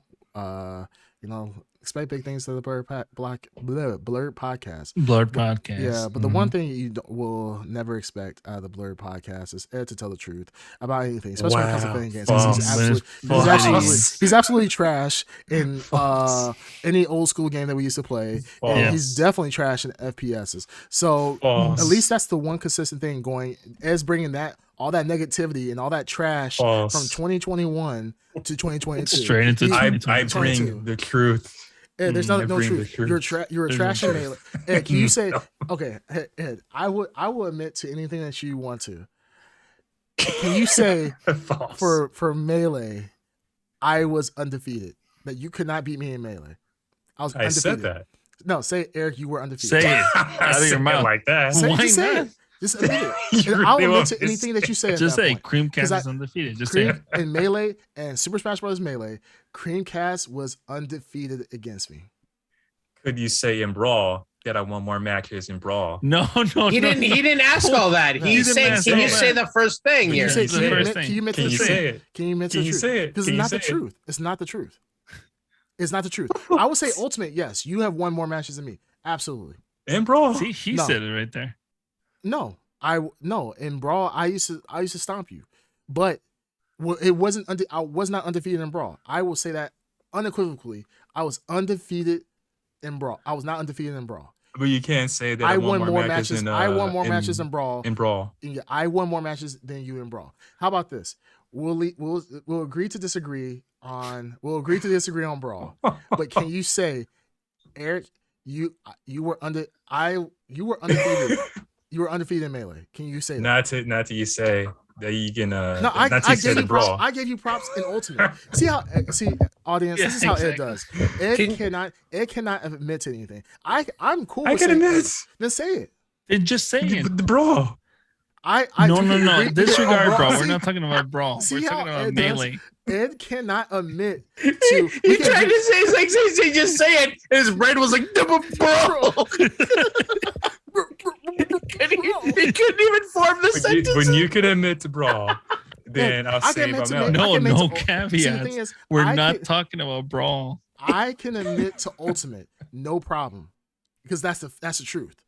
But why can't you admit to Melee? Because that's the truth. We can disagree on Brawl. That's fine. That's a mutual disagreement that we have on Brawl. I'm cool with that. I can admit to Ultimate. Why can't you admit to Melee? This is your time to man up. To actually man up and say, and yes. This is your time to also admit See to how Brawl. you can't do it? See, I can do it. I'm sorry. I can do it. What's your admit to Brawl? This is the character of the Ed Underground. I can admit. Because I know once I say something, he's gonna. I'm not gonna say it. I'm saying like let's find some good. Like let's start it off like on some real man shit. I said that you can. I said bring it into New Year. Let's cut all the bullshit out. Let's say Melee. I was undefeated. I will say that in Ultimate that you won a lot more than I did, and then Brawl we can agree to disagree. And I'm undefeated against that in Killer Instinct. That's also a fact. Jeez, man. That's a fact. I mean, that's fact. Come on. Why can't you just say that? Hey, this is 2021, man. I mean, 2022. Yes, 2022. Melee. Come on, bring in the new year with. No, I said Brawl. Say it in Melee. Was there anything after Brawl? What? I'm trying to think. Was there anything after Brawl? No, it was Brawl. Then okay, Ultimate. Stop thinking about Brawl. We're talking about Melee. Can you at least say that about Melee? What's he says about Brawl? Oh my goodness! Wow. Hey guys, hey, the Okay. fact that he can't admit to it, guys, that just proves this is when you play video games against the Ed Underground. For anybody who plays against the Ed Underground in the future and they go back and listen to this podcast, It'll be a great time. When he beats you, this is how, or you beat him. He's not gonna say like, man, that person really beat me. He's gonna be like, man, it was a coin toss. I definitely say that. It was a coin I definitely toss, say man. that. Many times on my stream. Definitely say that. Everybody who's here knows the truth, so it's all good. You know, this is your opportunity to man up. I was able to say, I'm not gonna lose sleep over it. I'm not gonna be like, oh my goodness, Ed beat me in Super Smash Bros. I can't sleep. My wife is gonna leave me. You know, my wife's gonna listen to this podcast and be like, how dare you lose to Ed Ultimate? I'm getting that voice right Mr. now. Ed Ultimate? Mm-hmm. You said Mr. Ed Ultimate? I don't know. Brawl Ultimate. I don't care. All right. Anyway, fellas, let's wrap it up. Let's Getting wrap late. it up. Such a pussy. Wow. Even Cascade just sucked at Monopoly. And that was our top 5. The Blurred top podcast 5. of 2021. Oh my That gosh. was the end of the hours. incel saga. Absolutely, the year of the incel. absolutely. It's about to go into So, boys, What, next week, how about we do our most anticipated, kind of a similar list for what we're looking forward to in 2022. Okay. Sounds good. Let's do it. Yeah, let's do it. Yeah. And then how about we could check out Boba Fett? That's out. I hear a couple people talking about it. Yeah. No. 2 episodes. No. We have to get back to our Marvel standing. What about Oh, Hawkeye? Hawkeye. Yeah. All right. So we gotta watch Hawkeye. We gotta watch Hawkeye. Okay, we'll watch Hawkeye. Damn. Oh my Haters goodness. here. Damn. I'm all right either way. Peacemaker's coming out. Yep. All right, so let's do Hawkeye since that's complete, and then we can, I guess, do Boba Fett after. Or... Okay, sure. Yeah, sure. So, all right, Hawkeye, and then our most anticipated lists. That'll be our New Year's season opener. 2 opener, right? Season 2 opener. Yeah. Season 2 opener. There you go. All right, Ed. Let's get it. All right, Ed. Take us out of here. Yeah. All right, ladies and gentlemen, that has been episode 30 of the Blurred Podcast. You can find us on all major platforms and also find us live at twitch.tv/the Blurred Podcast. Blur you later. Blur you later. Blur you later. Blur later. Ed's a bitch.